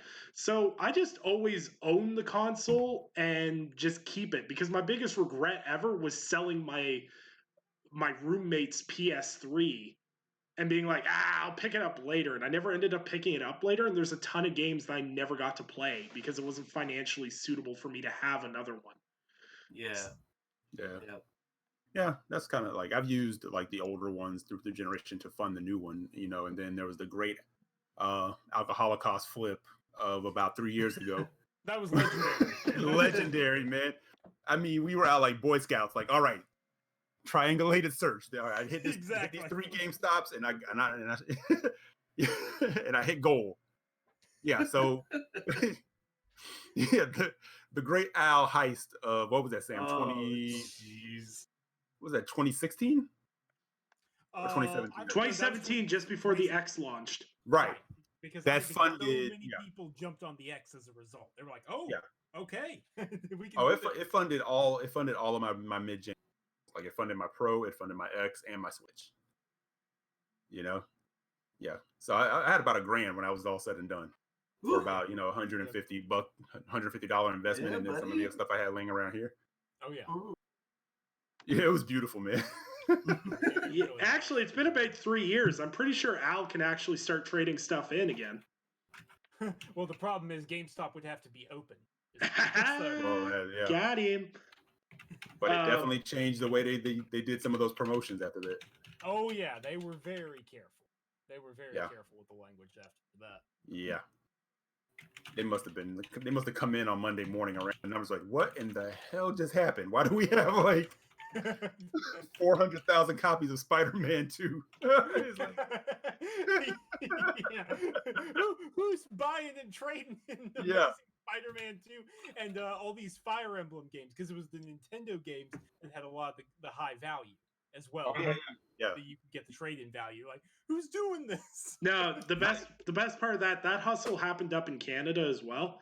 But MLB The Show was part of it. I think it was 2017. So at my EB Games, they have 386 copies of MLB The Show 2017 in a bin. Damn. In the far corner of the store. And they're like, we're hoping we'll sell them eventually. They're like $4 a pop right now. Mm. Like, I'm sorry, but yeah, if baseball was more interesting sport, no, just say. I actually bought a copy just because they had a steelbook version in the pile. I was like, $4 steelbook, dope. Yeah, and I bet Walmart and Best Buy ran their numbers, and they were like, we sold out of every copy of Plants vs. Zombies 2 and Spider-Man 2. What happened this weekend? It's like, I mean, that was a phenomenon watching that, man. It was like just watching everybody on Twitter going nuts. You know what's sad? We may never see that kind of thing again. No. That may have been the last time we'll ever see something like that. Yeah, to the point Al got blacklisted. You know what made me smile about that though is like the whole community came together to help that hustle. Didn't matter if you were buying a Pro or an X or what you were trying to save up for. Everyone came together and helped each other out just to swindle GameStop. Like that was the most beautiful thing in the world. Honestly. I never asked. I didn't know him at the time. I know him now. I'm gonna have to ask Forte. Well, what was that like when that was going on? Yeah, I gotta find out from him. Like, what were you thinking and what were you seeing? Because he's both in the community and in the store. So I just wonder if he was like, no.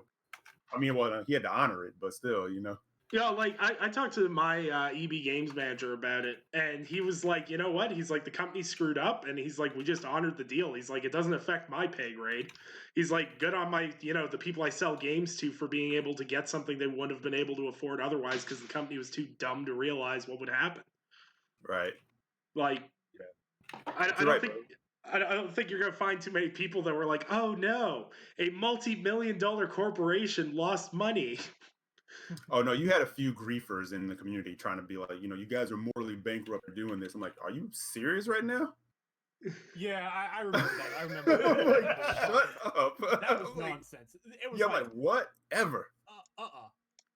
Miss me with that. Right. Nonsense. Yeah, exactly. Miss me with that. Now I was like, okay, you have an argument if somebody's going into another store and stealing the games to do this, but if people are going and spending a couple $100 to get this to do this flip, there's nothing morally bankrupt about that at all. That's called smart buying. Of a situation. Motherfucker, I live paycheck to paycheck. There ain't nothing morally bankrupt about what I'm doing. And I was like, no, I'm sorry, man. This is like some Robin Hood stuff because I've seen GameStop. Oh shit! Yeah, we've seen the nonsense they've pulled in the past. Yeah, I've seen them mutilate a mom and a kid. Yeah, I'm good. Over a trade-in thing, and I'm like, screw them. Yeah, I'm good. When you give me $5 worth of value game. Yeah, I'm out. Buying a game at GameStop is like driving your car out of the parking lot at the dealership and then try to trade it in 5 minutes later. Yep. They're like, oh yeah, by the way, it lost 20% of its value because you left. They're that trunk dealers trying to sell off those knockoff DVDs.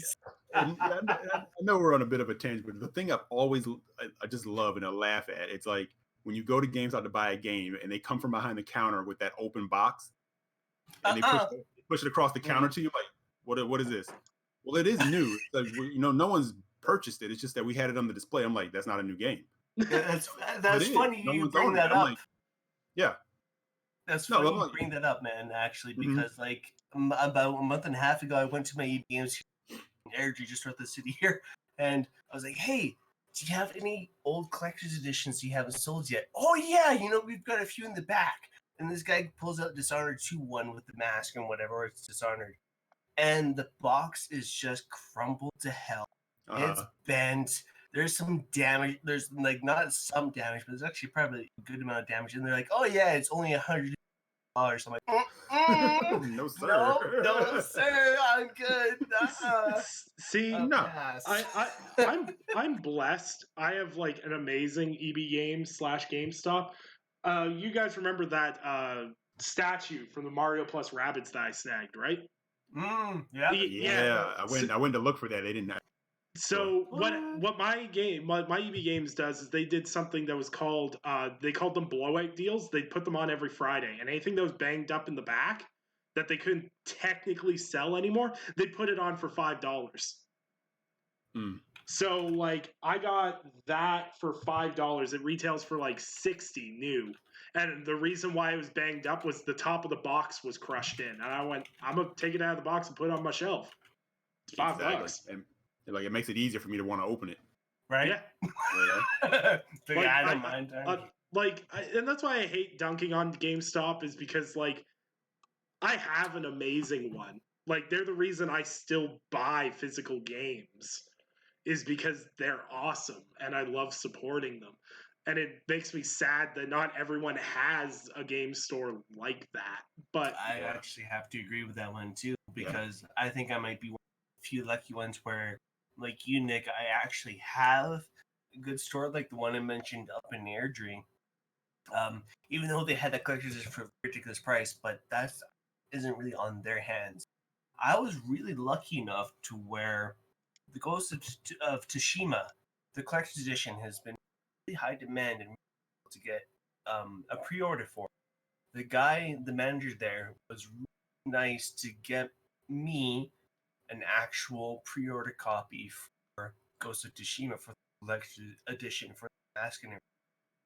So there are definitely few GameStop locations or EB Game locations out there where someone like me, I actually enjoy going there because I like looking at the little collectible figures, the toys, the action figures, the board games, the gaming themed cups and whatnot, the coffee mugs, because I'm a big coffee mug collector. That's really one of the few places I can go to, right? Exactly. Yeah. So it's going to be really unfortunate if at one point in time GameStop actually ceases to exist, because I don't know what other store to go to that exists like that.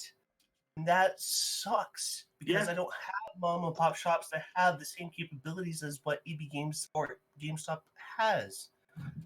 Yeah, and that's the same for me. Like, I have the Ghost of Tsushima Collector's Edition pre-ordered because the manager at my EB Games was like, yeah, that's something Nicholas will want. And he put $5 of his own money on it for me. Exactly. Like, he was like, yeah, by the way, I pre-ordered that for you. I'm like, dope, man. Like, see what you guys have there is like you have a mom and pop's mentality within a corporate store. That's very rare to find, you know? Yeah. A lot of times you don't get people that stay long enough to build that kind of rapport. Which sucks because like it sucks because you wish those type of people would stay at those stores, because you could tell those are good people. They're not just there for going, oh, I have to show up to work and then I have to, cringe and grit my teeth throughout the whole shift just to make it through, sort of thing. Those are people that actually enjoy the jobs and enjoy talking to other gamers and just like doing what they do. So it's very rare you get people like those stores. And oddly enough, I wish I could, because I wish I could be one of those people and set an example at the same time. But at the same time, I ain't gonna waste my time at EB Games because I'll just get fired in 6 months. Yeah, and like the only thing missing from my EB Games is Forte making rotating videos in the middle of it. It's the only thing my EB Games is missing. That's a GameStop exclusive I need. So our final topic before this discussion topic is Sony has to pull Super Mario from Dreams after Nintendo complaint. I don't know why anyone was surprised about this. The first person to get their panties in a bunch about what's being created in Dreams is Nintendo. Hey! You can't use Mario. What did I say? It's Nintendo trademark, motherfucker. Yeah, pretty much. That's pretty much how it went down. Yeah, pretty much, yeah. Dreams creator Piece of Craft took to Twitter to reveal that his Mario project and Dreams are on hold after Super Mario, used by many user-generated Super Mario levels, was pulled offline. So someone had made a Super Mario model that many people had created Mario 64 replica games with, and et cetera, et cetera. I've played a couple. They're really cool and really well done. But unfortunately, Nintendo emailed them and gave a cease and desist And Sony, of course, was not going to fight that and pulled it. So the real question becomes: is this going to become a trend for Dreams creators? And this is kind of something that I kind of was worried about, because a lot of people, there's a portion of the Dreams community is about making really unique experiences, but a lot of the Dreams community seems to be focused around copying popular game franchises and everything else. Do you think we're going to see more of this going forward, or is this Nintendo just Nintendoing? Is there if I take the head? What's that? I'm sorry if I take the head on this. Yeah. Go ahead. I'm sorry, I just had a coughing, so just trying to catch my breath. But let's be real here. It's Nintendo. For an asset, for a character asset, man, you're gonna get it pulled no matter what. It is copyrighted out the nose.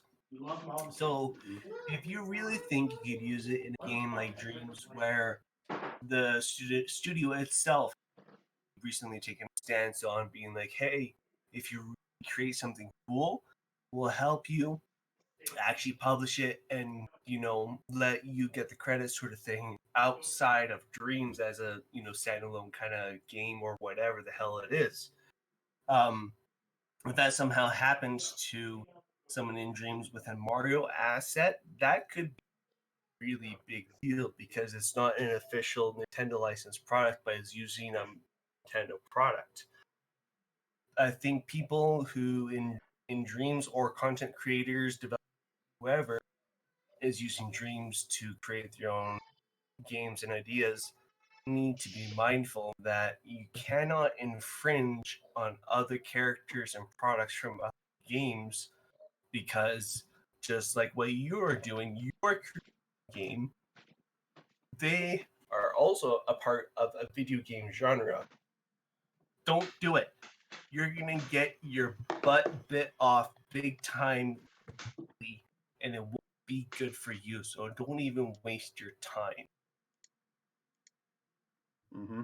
It's really like I got it all I gotta say is, because just don't waste your time. Like, it's cool. I like Mario. I like other lots of character games stuff in games and stuff like that. But at the same time, you're creating your own game within a game. You need to make sure you stay within your own boundaries in order to properly produce and stay with what you should be able to do. And if you play by those rules, you'll be okay. Yeah. Sam, you want to go? Yeah, I'll just say really quick, like anyone who knows anything about Grandpa Nintendo, so to speak, knew this was coming. Like, this is the world's least surprising news, if I'm being perfectly honest. And I see Slimo in the chat said, Studio MDHR wouldn't do anything like this, and he's kind of right. Like, a lot of companies are not going to bother. A lot of companies see this as harmless. The thing is, and this is me more openly speculating than it is actually making a definitive statement, so bear with me.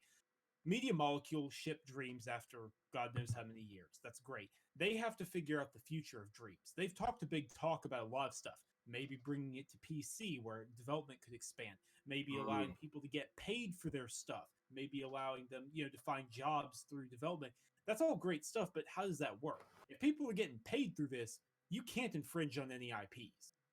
At all. It has to be 100% original. If it's just an artsy fan thing, okay, like, everyone who's not Nintendo is going to be a little more understanding about this. Well, I say that. Everyone who isn't Nintendo or Square Enix. I can see Square Enix pulling this nonsense too. Yeah, me too. EA. Let's not forget EA. Actually, I don't think EA would. I don't think really? EA would bother. No, I actually don't. No, they let that Dead Space remake live. No, that's true. They're probably like, hey, but we could actually use a little bit of exposure here right now. Well, let me put it this way. I think if Dreams in the state it is, where no one's getting paid and people are just making creations, I think it's over the top as it stands right now. As it stands right now, this is just people creating stuff. And like my daughter plays Roblox, and the amount of used assets or stolen assets that people use and make money off of in that game is going to become an issue down the line for that game. But the moment Dreams starts paying people for creations, yeah, as Sam said, this opens up a different can of worms. Because if people are just like goofing around and they're like, oh, hey, I made Super Mario 64 and no one makes any money off of this, then it's really harmless at its core. Right. But the moment someone's like, hey, I remade Super Mario 64 and it's sellable or I'm making money off of it, then we hit an area where it's not good. Like as Slow-Mo said in the chat, ain't nobody from Studio MDHR getting their panties in a bunch over that crappy Dreams Cuphead mashup they had. Oh hell no! I think acknowledging it exists does damage to the Cuphead. It's bad. But yeah, that's kind of my thing, Nick, is just, and again, I'm openly speculating. Media Molecule has to figure out what the future will be, because that is going to inform, well, what the future looks like. Yeah. Because if you look at that, I don't know if you guys saw that that forest mountain scene that's going around that somebody created in Dreams. It looks like a realistic video. That's something that you put in your portfolio, like Slow-Mo just kind of mentioned to people are getting jobs off of it, right? Yeah. But you've seen these people, and it is kind of create what you want, but understand, Nintendo is going to police anything that has to do with their IP. They just don't care what you do in Smash, making those weird porno things out of their characters. They don't seem to police that for whatever, or maybe they do. I don't know. But it's actually, fun fact: Nintendo bought the rights to a Super Mario's porn parody, so that no one can ever use it. They bought the rights so that it will never be shown or the name used. Kind of like what Bill Cosby did with the Little Rascals. He's like, yeah, I'm burying this one. So, but yeah, it's kind of it's like a little bit of column A, a little bit of column B. It's like, can Nintendo be uptight about things? Yeah, if no one's selling it and they're just kind of paying like having a little fun, again, what is the harm, right? But at the same time, it's like, you know what you're dealing with. They don't play that, so don't even set yourself up for it, Right, exactly. But yeah, I say too, people are just kind of having some fun with it. But if you're being kind of serious about Dreams, and it seemed like that Mario thing took some effort, it was very interesting, right? Yeah, but the people who are taking Dreams and actually creating something original and not just saying, hey, look, I created Fallout in Dreams, or I created, I got Sonic running in, just like, okay, that's cool that those tools, it's a great example of what the tools can do. But do something that can wow people, or maybe even get you a job, get you in the door. Like, you're not, maybe you'll get in the door creating something Mario related, but you're also going to get pulled down, so you're not going to get that opportunity. Yeah, exactly. Just stay away from it. I understand why people are flexing their creative muscles, so to speak, and making, oh, it's X game. I get that. I really do. I audibly gasped when that Dead Space one was making. Oh yeah. That was great. It was great. But at the end of the day, that's just fooling around, and that's not actually going to let something happen. If you want to move it forward as a game, and if you want that game to move the industry forward, which I do believe Media Molecule wants, they need to do two things. A, you need to bring it to PC, because it's going to thrive on the PC scene. Yeah, they got to get that over it, Sony. You get over it. Come on, you're on PC. And then the other thing is, you have to encourage original games. They can be inspired by other things. They can be inspired by existing stuff, but you have to encourage new stuff to exist. Yep. Yeah, like Sony, let's be real here. You are the first freaking company to put out a publicly successful developer engine that the public can actually learn and utilize and use to create their own games, films, and whatever the hell they want. You need all the freaking credit in the world because you're the first person to do this. You're the first studio to do it. And I don't think Media Molecule can get enough credit for even thinking about creating an engine like this, or even like, I know it's a game. Everybody calls it a game, but I see it as an engine because of what you can do with it. And it's just so exciting. That's what I would be promoting it as. Like, exactly. And you know what? Even though people are creating Mario or whatever copyrighted, management characters there are. I'm glad people are finding an avenue or have an actual feasible avenue that doesn't cost out the nose for you to learn what game developers do, and you can try your hand at it. Yeah. Really like they designed this game. It's just a really exciting aspect to me, and because I haven't myself, I dabbled in it myself, and it's cool. It's freaking cool, and it kind of sucks that Nintendo's being a bit of a kind of prick about their Mario and whatnot, but I also kind of understand because Mario is actually really easy to replicate, especially the style of games are extremely easy to replicate. They're quite classic, right? So I understand on their part why they're nosy about that, but in general, I'm just really glad Dreams is there to have the public be able to express what they want to create in it and be able to potentially refine it and find a job in it and express their artistic self in a different, meaningful way. It's really cool. I'm happy. Like I said, I would, if it was me, like if I was, if I had the ear of somebody, I would be bending it that way. I'd be like saying, look, I know we're calling this a game, but it's actually a very powerful creation tool. Yes. And I would be pushing. Like, we got to get this on PC. I would even be trying to push it in the face of Apple. Like, get a version of it up on Apple Arcade. All the people on Mac, who are get it on Mac. I would be opening it up and saying, look, this is a way to develop. You may be able to create your own IP in this, and then trying to figure out a way to get somebody successfully to that next level with that, and just create a community around it. You know what I'm saying? That's how I would be pushing it. But on the other side of that, Nintendo, I can't understand them because, and I'm going to use one game as an example, or two games now, Oceanhorn. I'm like, you guys go off when people create something that's close to your IP or directly with the Mario type stuff. But I'm like, Oceanhorn, I look at that, I'm like, I see Wind Waker and I see now the new one. The second game looks exactly like Breath of the Wild. And Nintendo doesn't say anything. I'm like, they're making money off of Hearts, a dude that looks just like Link. Their second game came out, it looks exactly like Breath of the Wild. And Nintendo fans didn't lose their mind over that. I was just saying, maybe so much remind me of the game that they lost their mind over a couple months ago. Nintendo fans were thinking that, Sony fans were going to get a Breath of the Wild type game, but I'm like, Oceanhorn is exactly like Wind Waker in a lot of ways. And I'm like, they said nothing. I'm like, how does this game exist? I don't know. Well, you see, Nintendo and consistency are never in the same word. Not just that, but Oceanhorn came out before Breath of the Wild, so they can't say anything. They can't.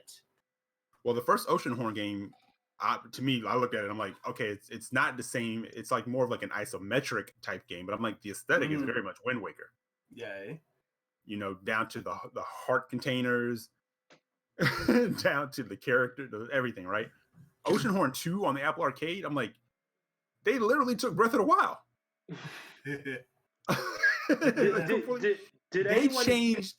They completely changed the look of the first game to a more Breath of the Wild style. And nobody batted an eye. Did no one play Below, which was basically OG Legend of Zelda, basically? Well, it was. It definitely was. Yeah, it really was. With that one. Oh, yeah, Genshin Impact. That's the one. Remember, I don't know if you guys remember that. People were losing their mind saying it was a Breath of the Wild ripoff. I'm like, Oceanhorn is. I'm sorry, So, whatever. But hey, consistency in the gaming community and in these companies just doesn't happen. So. Well, I just can't wait to hook up my cell phone to voice chat with my friends in Animal Crossing. Or as I was informed by someone who visited my island, why don't you have the Animal Crossing app so you can text faster? I'm like, what? So. Yep. See, great point by Slow Mo. You said Genshin Impact only reminiscent of Breath of the Wild and how the world looked and some of the water effects. Combat and characters look and play completely different. But people were losing their mind over that, So. But yeah. Yeah, Nintendo got a Nintendo, and Sega's just grateful that people are making Sega games that actually don't suck in dreams. I sat there and played that Sonic game, and I was like, damn, I wish Sega could make a Sonic game as good as this. But they can't. Right. It's like when you're doing it better than the originator, it's funny. It is what it is, unfortunately. Pour one out for Sonic Forces. So our discussion topic, Microsoft and Sony have both doubled down on launching next generation hardware this holiday. Do you think this is realistic? Will software be ready in time? Are there going to be delays incoming? I will go last on this. I'll field this to Sam first. Do you think next generation hardware will arrive this holiday? And do you think we're going to start seeing a sea of delays because of work from home conditions and inability to do things such as motion capture at home and etc.? Okay, so I'm going to divide this into two parts. Okay, the first part, anyone who can tell you definitively whether consoles will launch this holiday is lying to you. No one can say that right now. Just no one. It's not possible. The fact of the matter is, yes, the factories are spinning back up in China, but if China isn't careful, they could be facing a second wave. We don't know how, we don't know exactly what the extent of situations are over there, but even if manufacturing pipelines come back online, are people going to be in the financial shape they need to be to buy these kinds of consoles? Obviously, you get your hardcore fans who will make time no matter what, but ideally, you want a little more than that. Are there going to be limited numbers of stock? We simply don't know. I don't think it's possible to know. We'll have a better idea of what that looks like in late May, maybe early June. I think we'll have a better idea then. We'll see. For now, if I must be nailed to one idea or another, I'm going to put my $20 down and say, yeah, I would say that the consoles launch, but we have very limited stock. If I'm forced to make a call right now, that's what I say. But again, anything is possible at this stage. We simply don't know. Cannot disagree with that at all, Sam. Yeah, that's good. Yeah, and then on top of that, Nick had to go take care of that. On top of that, the thing is, in terms of a wave of delays, yeah, 100%. Anything after Resident Evil 3 Remake and Final Fantasy 7 Remake is fair game. Do not be surprised if The Last of Us Part 2 gets another delay. I am actively expecting Ghost of Tsushima to get another delay. I think Marvel's Avengers will likely get another delay. Cyberpunk is a little difficult to call because that game is content complete and has been content complete for like a good month now. Yeah, it's just polishing. They're polishing it. They're just polishing it. So I don't know. I think that one still has a chance of coming out in September. But like, again, anything is possible. All the small games, I mean, I'm sure there's a ton of other smaller games I'm forgetting about. We don't know. You guys realize we have no idea what Nintendo's big games are for the rest of Yeah, like actually after the first time in how we've long? heard nothing, right? Yeah, we've heard nothing. And Eric, you're kind of the Nintendo guy, so I'll throw this topic over to you and let you go from there. But like, it's been a long time since Nintendo's had an upcoming lineup that looks this sparse. Is that correct? Yeah. It's been a while, and like I said, and you can tell obviously by the way people were starved for a direct. I do think the direct was overall it was solid enough to kind of quench some hunger pains for a little while. Sort of tied them over for a couple months. For a little while, and and I think right now, with people kind of rocking and crossing, but there's still people probably wondering where this and that is. But I think with some of the things that they did introduce, like Panzer Dragoon, Xenoblade, all those things, will give people some things to look forward to. There's a pretty diverse level of games in there, but it won't be enough to go to long haul before they start talking about what their next first party situation is going to look like. And again, it's like you said, Sam, it's like so many things are up for grabs. And what I start to think is, we can't say definitively if consoles will get delayed. My gut is kind of telling me that it's a possibility because it's twofold. It's a possible, maybe not even a parts thing at certain points, but it's a all hands on deck scenario because it's not only the console manufacturers that have to get these things produced. You have other companies who are sitting still and can't move on their hardware product. Right. So there's going to be a lot of backup, right? So you have that going, and then from the console makers down to the game makers, And this doesn't really necessarily apply to some of the smaller like devs who might be just doing digital releases or whatever the case may be, because they may have to go no matter what. But do they start getting gun shy because, like you said, this depends on how hard the recession may hit. Where, you know, it's like we put these out there, even if it's limited supply. Do they move? Are people sitting? Because, you know, the first thing people are going to start doing is saying, hey, do I eat or do I buy a console? Or do I eat or do I buy these games? You know, so so the companies who have these big titles coming, they may get a little gun shy because they're like, yeah, we have some pre-order numbers that we can go by, but at the same time, you know, you kind of eat off of, you know, the people who didn't pre-order but are still going to go buy off of the word of mouth, and a lot of people again may start cutting back on those extras. So it's a hard thing to predict and say, but yeah, but foot to the fire, do I think the consoles will get delayed? I'm kind of in the same boat with you, Sam. It's sort of like maybe it's more of a limited supply thing, but my gut is kind of telling me that we're going to be looking at a possible push to next year. Like not because they all want to. Yeah, not because at all because they want. Pretty sure, like you said, all for the books and for the quarter, they want to go. But it may be a thing where it's like, well, this will hurt more than it will help anything. Yeah. For a lot of different reasons. Yeah, you it's know? possible. It's possible. And then with this next part, while we're still waiting on Nick, I want to get Jared's take on this part because I think he knows. We kind of talked about this before the show, so he knows where I'm going with this. What does that mean for a lot of these big games like Outriders? You have Outriders from People Can Fly, and let's call a spade a spade. That game is depending on being a cross-gen launch game. All right, let's call it for what it is. That game is 100% relying on the fact that it's a cross-gen game. There's not a lot of other stuff right now. What happens for them if the next-gen consoles get delayed? Godfall. Its claim to fame, it's a looter slasher, kind of, which is another topic altogether, but its claim to fame is it's the only official PlayStation 5 game that's been revealed.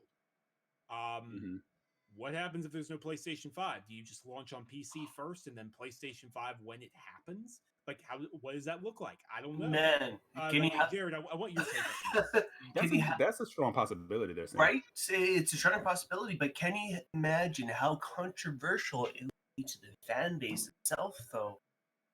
What? A game launched on PC first and not on PlayStation? What is going on?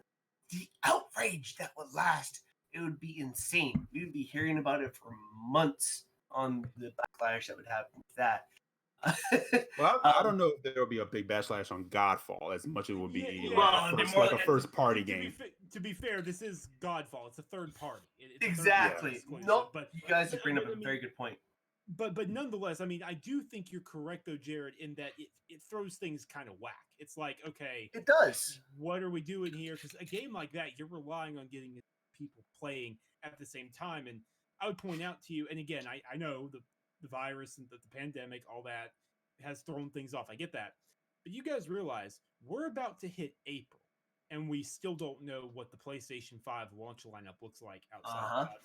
No, at risk, and I don't want to lean too much into the Sony topic, but at risk of that, like, what does that look like?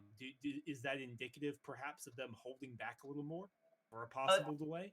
Absolutely no. You know what? I don't think it's indicative of possible delay, but I do think that they are holding back on many titles that they originally wanting to represent a PS5 launch announcement sort of thing. Like, so we recently had them whole Mark Cerny talk about the technical details of the PS5 and whatnot.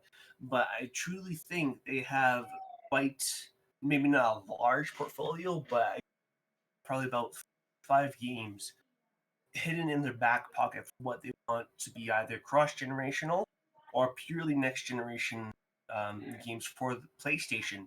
Now, with the whole COVID-19 thing on, I think what is most susceptible right now is third-party developers. So games like you guys mentioned, Godfall. I think if they're a third-party developer, they kind of right now have no choice but to launch on whatever platform that they can as possible. So if PS5 gets delayed, if they have to resort, hey, we originally, like for example, we originally decided to launch Godfall PS5 and PC on the same day, but now because for whatever reason, because of the disease or whatnot, we have to delay PS5. I think a lot of third-party developers are going to be saying, "Hey, what platform I can launch my game onto it first? I have to prioritize for that because my well-being, my studio's well-being, is the most important factor. I don't care what happens right now for your publisher, but my people and their well-being and wealth is most important in what I need to look for. So I think a lot of developers are going to be like, hey, okay, whatever platform launches first, that I can launch my game on first, that's what I'm going to do. So I think realistically, if China does get hit with a second wave, it could be substantially negatively impactful. That could really put a huge dent into everything that's going on. That if that alone, if China gets hit with a major second wave, count out any sort of next gen console launch. Guarantee it. Guarantee it. If that doesn't happen, if China can look after themselves and be able to sustain themselves through a second wave of 19, I think we definitely see an on track next generation launch for this holiday because it's still a long time enough out, and the COVID-19 peak will hit about early this summer. So by the time holiday hits, be the low point or the ending team. So that is still to them a time for launch. But again, if a second wave happens and we see a recurring pattern with this disease, we will see a substantial delay in not just the gaming market for generation consoles and games, but in every aspect of life. So right now, it's very volatile situation. We know. Just keep your eyes on what's happening with the situation. In regards to that, you'll know what will happen in the future, not just your personal life, but in the gaming industry, the entertainment industry, and everything else as well. Yeah, I'll piggyback in here. Um, there's a lot of scenarios where this could be really, really bad. Um, for example, say your game's launching exclusively on PS5 or Xbox Series X, for argument's sake, and you're next generation only. So you're only Xbox Series X, you're only PS5. So you're locked into one of these deals. And PS5 launches holiday 2020 or Xbox Series X. Interchange them. I don't want this to come off as fanboyish. So you're a third-party developer. You're locked in for one of these next-generation consoles, and they launch with limited numbers of consoles being manufactured. So a limited run or limited on who will be able to get this console because they have limited units. That limits your sales possibilities by a ton. And part of the things that's great about being a launch developer is people will buy all the launch software off the bat. That's part of what making your game a next generation launch title is about. Is the fact that people are going to buy the console and they'll buy the other 4 or 5 games with it. And if you don't have enough consoles to sell to the masses that want it, then your game's going to underperform. And then you're kind of left between a rock and a hard place.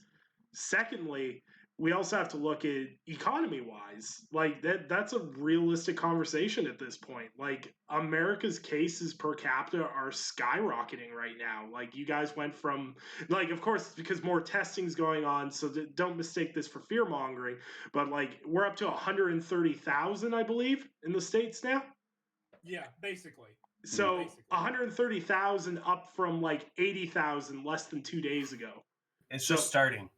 And this is going on, and with government officials being like, we should open for Easter and everything else. I'll keep any of my own political views to myself, of course, but this could get substantially way worse, and economically, this is going to be bad.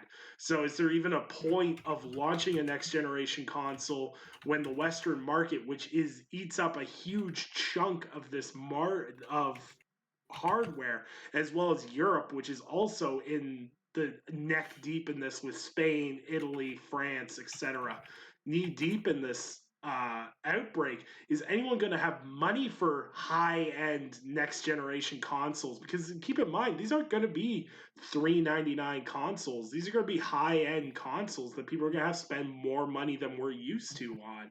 Yeah, I know we are kind of like used to the whole $499 kind of price point, but I think maybe people should take a little bit of salt, take a little bit of brunt, and understand that it might be a little bit more expensive this time around. Well, I think these consoles will end up between $499, or these consoles will end up between $499 and $549. I don't think anyone's going to go near that PS3 nasty price tag of $600. Oh. And people that are still saying PS5 will be $399, put down the crack pipe. To put it bluntly. Worst part is though is like times change though, especially with this year specifically though. It's quite an interesting volatile year. So we really don't know what is going to end up happening. I hope to God. I know Microsoft promise was to be competitive on price, and I sure hope that they stick with that. I really do. Right? It's like I'm Canadian, all right. I already expect to pay $100 to $150 extra on top of the US dollar price point. So from my heart, please. Jared, keep in mind too, our dollar is indicative of our hardware prices. And our dollar is tanking because the American economy is tanking, because that makes sense. Our dollar is like 63 cents to a US dollar right now. You're gonna get me going on a subject. Yeah, since I was a kid, and I'm just like, this doesn't make sense. I miss the days when our dollar was better than the American dollar, and we used to just hop across the border and like make out like bandits. There was an actual day? I don't remember. Yeah, no, legitimately, I can remember with my family going to Black Friday in the United States and hopping across the border to Buffalo because our dollar was $1.03, I think, to a US dollar. And we bought TV, like my dad bought like a huge like 60-inch TV at the time that was like $4,000 up here for like $2,000 in the States. But yeah, I understand. There's so many economic factors to this right now. Like, we don't know how long this is going to go on for. Like for where like me and Jared are, we're supposedly the curve is flattening to an extent for us up here. But the fact of the matter is things aren't as flattening in the States. And that's a huge demographic of this audience. And for Xbox in particular, the North American audience is a very important audience. So if everyone's in the economic shambles, maybe releasing a $500 console can be put off a bit. Like, I understand business-wise why Sony and Microsoft are going, nope, we're going full steam ahead. Because they've had the past 6 months, as Sam, Jared, any of us can say, is like from what we've seen from NPD and everything else, everything's trending downwards. Everything's down year over year, down year over year. So investors are kind of like looking for that, like, they don't want a full year of down year over year. They want to see that spike back up with next generation. But if they delay next generation, that's going to be a full 4-quarter cycle of down year over year. And when you put that on paper, that scares investors. Yeah, that's quite substantial. And like you said, it could actually, maybe scare some investors away. So delaying could either be a good or a bad thing, because if you delay, you're scaring investors, but you're keeping trust in with the customer. But if you go ahead with it, you're going to have limited supplies to the customer, and only going to feed a certain amount of the fan base, and then the other fan base that can't get it is going to be upset. But the investor's going to be happy, but you're going to have quite smaller margin of consumers buying that product if you went ahead with that launch day instead of delaying it so everybody else could actually get it as well. So there's quite a few, variables that I think companies have to take into consideration. And hopefully, Microsoft is way more ethical than we either think they are or that we do think they are. And that they will actually end up delaying the console and next generation to make sure that people's well-being and their finances are taken care of first before entertainment and a hobby. I promise you this with any company. Yeah, I know. That's the first part, man. Like, can't you guys survive off of? It doesn't matter the company. They're gonna. The thing is like what speaks volumes to me is with Apple delaying their next product line, that speaks volumes to me that they realize that their buying market demographic isn't going to have money, or they won't be able to produce enough to fill that need. Yeah. And I think that speaks more volumes than anything. But the thing is like, this is all wait and see right now. We just have to wait and see. But I will put this on voice and I will clip this when I am right. Anything past Final Fantasy VII Remake hitting its actual launch date is off the table, in my opinion. Anything past Final Fantasy VII Remake could be delayed at this point. Yep. Because I think we're all in agreement with that. Like, the thing is like, I was even talking to one of my friends, and he was like, man, I wonder if, like, games like Resident Evil 3 or Last of Us Part 2, with this pandemic going around, if they'd sell less because people don't want to be in a world that's plagued by a pandemic. And I'm like, that's actually a really interesting thought that I never thought of. Like, let me give you an perspective or insight into an outside market that's been by COVID-19, and that's real estate. So my stepmother, she's been very, trust me, a very successful real estate agent in her line of work, and she hasn't been able to sell a home in 8 months. More so, it's in an extreme manner. In the past 3 months, it's been exponentially worse, to the point where no one has been reaching out to her to try and sell a house, sort of thing. And you guys got to understand that she works with an agency that has over office Canada-wide, and for the past 3 years, she has been labeled and rated and awarded the top real estate agent in her office throughout all of Canada. She sells multi-million-dollar homes. This woman is really good. If she can't sell homes because of this COVID-19 disease, people need to understand that if she can't sell a freaking home that was originally priced for $500,000 to being $400,000, low $400,000, and still not able to sell it, there might be an issue with the economy. So delays might end up actually being inevitable. Yeah. No, there absolutely is. No, we're already heading into an economic crunch, and I don't want to throw the word recession out there, but we're definitely heading toward it. Like right now, if you are looking to like refinance like your home, like your APR, your percentage rate, now's the time, because they're throwing it at you. If you, for whatever reason, if you had to fly, now's a great time. Because not just that, but like, please don't unless you have to, though. Don't unless you have to. But if you had to, for whatever, probably get the lowest price on a flight you could ever get right now. They're throwing it at you. If you have some money to throw at stocks, it's a fire sale right now. So I was gonna kind of piggyback on sort of where your point is, Jared, but what Nick was saying about the investors. One way or the other, investors are not going to be happy for a while. It's just, but that is a part of the whole scenario. That's a part of the game, so to speak, as I'm throwing up an air quote. Totally agree. So the companies are going to, I mean, it's a very tough situation to be in. But it's that thing where it's like you're not going to move if there's not going to be a return.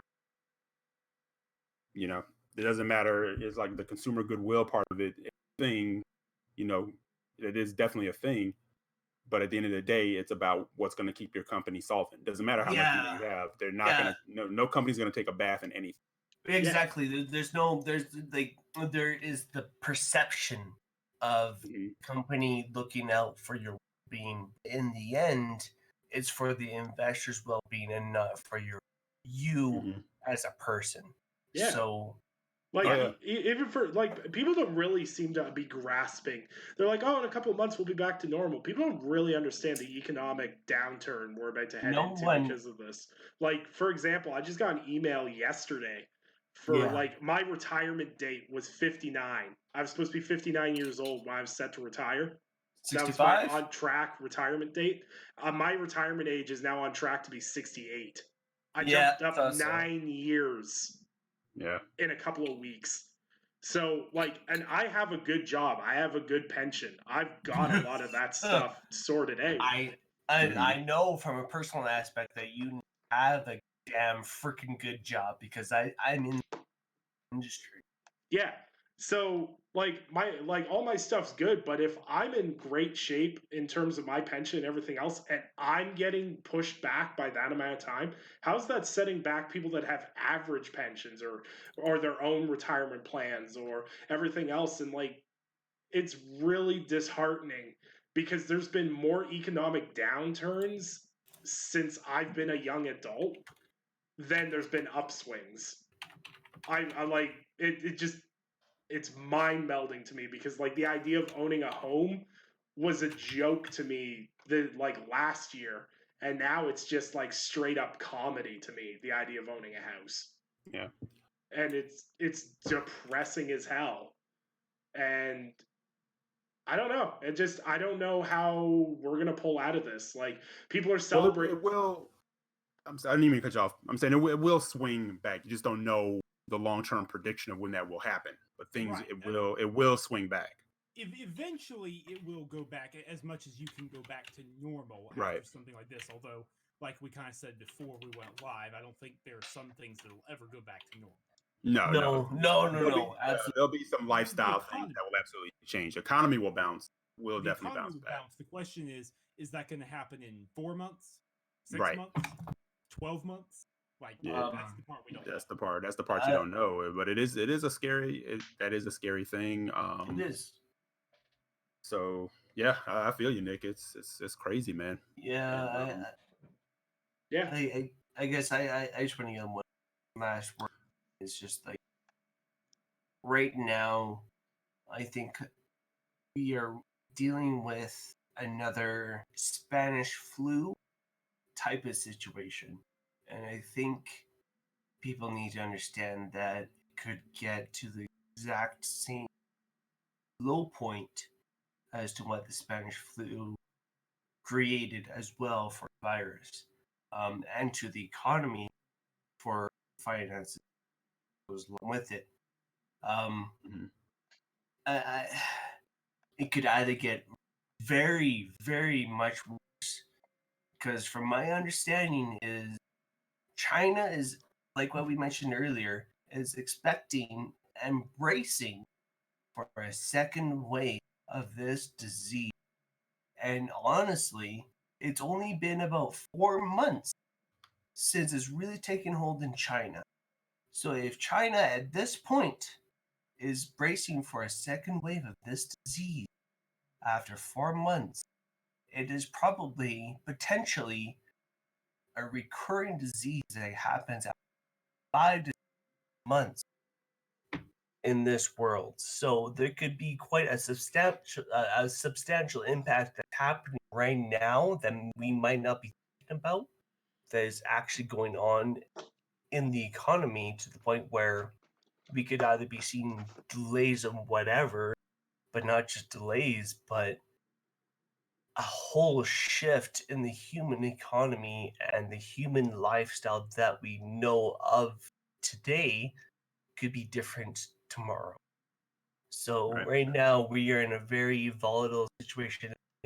this podcast, and it's just a very interesting situation to be going on in the basically the the only thriving aspect of the entertainment industry that's going on right now. Because film isn't doing much right now. Music can go on and whatnot, but even then, they only have so much going on. But the gaming industry, for the entertainment aspect, as a whole, is huge, and that is a huge dollar sign as well. If the gaming industry doesn't become successful because of this disease. So I think a lot of people on this discussion topic need to realize and understand that there are a lot of variables to understand and to look out for. There's a lot of telling variables that will give you information onto what will end up happening in the future. Right now, it's not looking good, but there is some hope. But at the same time, just be optimistic, and we will end up getting through this together as a human species. Yeah. Yeah. Well, I would say think about what what the recession did for the gaming industry back in 2008. I mean, what hit when that it had nothing to do with the pandemic of any sort. It was just yeah, economic exactly. recession that hit, and look what that did. Look how that look what the companies had to do to recoup that. I mean, look, we got a 10-year, almost a 10-year generation. And this is exactly, and this is exponentially different, right? Like this is a whole different circumstance and a whole different situation to where this is way more severe than, in my mind, than what even the media is making out to be. Even freaking fake media that is blowing out of proportions. Like it could really get that bad, because I've seen and read reports to where, for example, places like Iceland, they did their whole population, they did a mass testing for. Every single person got tested for COVID-19, and they found that half their population was actually infected with the COVID-19 without them even knowing that they were actually infected and spreading it, because they were actually asymptomatic. So this situation right now, as we're talking about it, could either become better depending on how countries deal with it, or exponentially worse. So if consoles do get delayed, do not be surprised. Yeah, it is what it is at this point. And honestly, like, everyone's sitting there worried about consoles and stuff like that. I'm more worried of making sure I have a job and I keep my kids fed, rather than whether I'm going to be able to afford a $500 console. I think that's a whole, another situation entirely, to where, like, in my mind, I've been talking with Amy, my fiance, about the situation. If things do not get better within, in my mind, at least 2 months, you're gonna end up seeing situations like the Purge, but on a daily basis, not once a year. It's gonna be every day, because people are gonna be scrambling for supplies, survival instincts, everything. People are just gonna be scrambling to be caring about themselves. And I'm sorry, but the worst part is, the U.S. healthcare system could be a substantial playing factor in that actually happening. I think it depends. Like, once again, it varies region to region and whatnot. Like, in Canada, we had 1.3 million people apply for unemployment due to COVID-19. 1.3 million people, but it is what it is. We've gone off topic. Like I said, everyone just needs to be safe. Be smart. Stay with your families. Do what you can to reduce your footprint, and just enjoy your games and be safe. Like, that's all there is to it. Like, as someone who is sick right now and everything else, like, just do what you can to reduce your footprint. Don't make unnecessary trips, and buy your games digitally. And if GameStop does reopen, don't give them your money. And that's my piece. So we'll do outros. Sam, where can people find you? You can find me on Twitter at Samuel Tolbert. That's TOLBERT. And you can find what I write on Windows Central, Android Central, and iMore. There is some really good stuff coming. Keep a weather eye on the horizon the first half of next week. Some big stuff coming. I'm very proud of. Awesome. Jared? Well, people can find me on Twitter at FireSideX, as well as over at lordsofgaming.net for all my fun news and reviews and opinion pieces and all the fun stuff I guess you can find for gaming related information. Right on. And Eric? You can find me sheltering in place right here and on Twitter. Do the right thing, man. I like it. Yeah, you find me on Twitter, EC Jackson with an X. And other than that, find me on Brat Podcast Wednesday nights at 9:00. Awesome. And I'm Nicholas Downey. You can find me on Twitter at Undead3XVI. And of course, you can find all my writing, opinions, reviews, mainly reviews and financials right now. Doom Eternal review that drops Monday morning officially. Bleeding Edge review Tuesday. And then I also have Predator Hunting Grounds impressions that'll be going live somewhere in between those two. So keep an eye out for those. On your soul. Oh my goodness, Sam. Have you guys seen beta footage for Predator? I've seen Twitter talk enough about it. It's bad. I know. Bad. I don't even want to look at it, man. Hey, it only took me 17 minutes to find a match. Only 17 minutes to find a match. Only. Not as bad as Anthem, of course, right? Yes. Right? Yes. Yeah. There we go. I love Predator, and I had no interest in that game from the moment they announced. So yeah. Worst part is I had interest, but then I saw people talk about it. I'm like, no, I'm good. I'll go to bed. When I see guys that I write with that have $3,000 PCs getting 30 FPS, I'm like, yeah, you know what? Maybe this isn't optimized. But it is what it is. You'll hear more about those thoughts if you follow me on Twitter and all your gaming news at lordsofgaming.net. And of course, check out Sam's excellent work across Windows Central, iMore, and Android Central. Appreciate you guys for checking us out. And of course, check back the past episodes. I've also got a pretty cool announcement going up Monday. I can't announce it yet because I don't have a link. So stay tuned for that. Appreciate everyone and stay safe.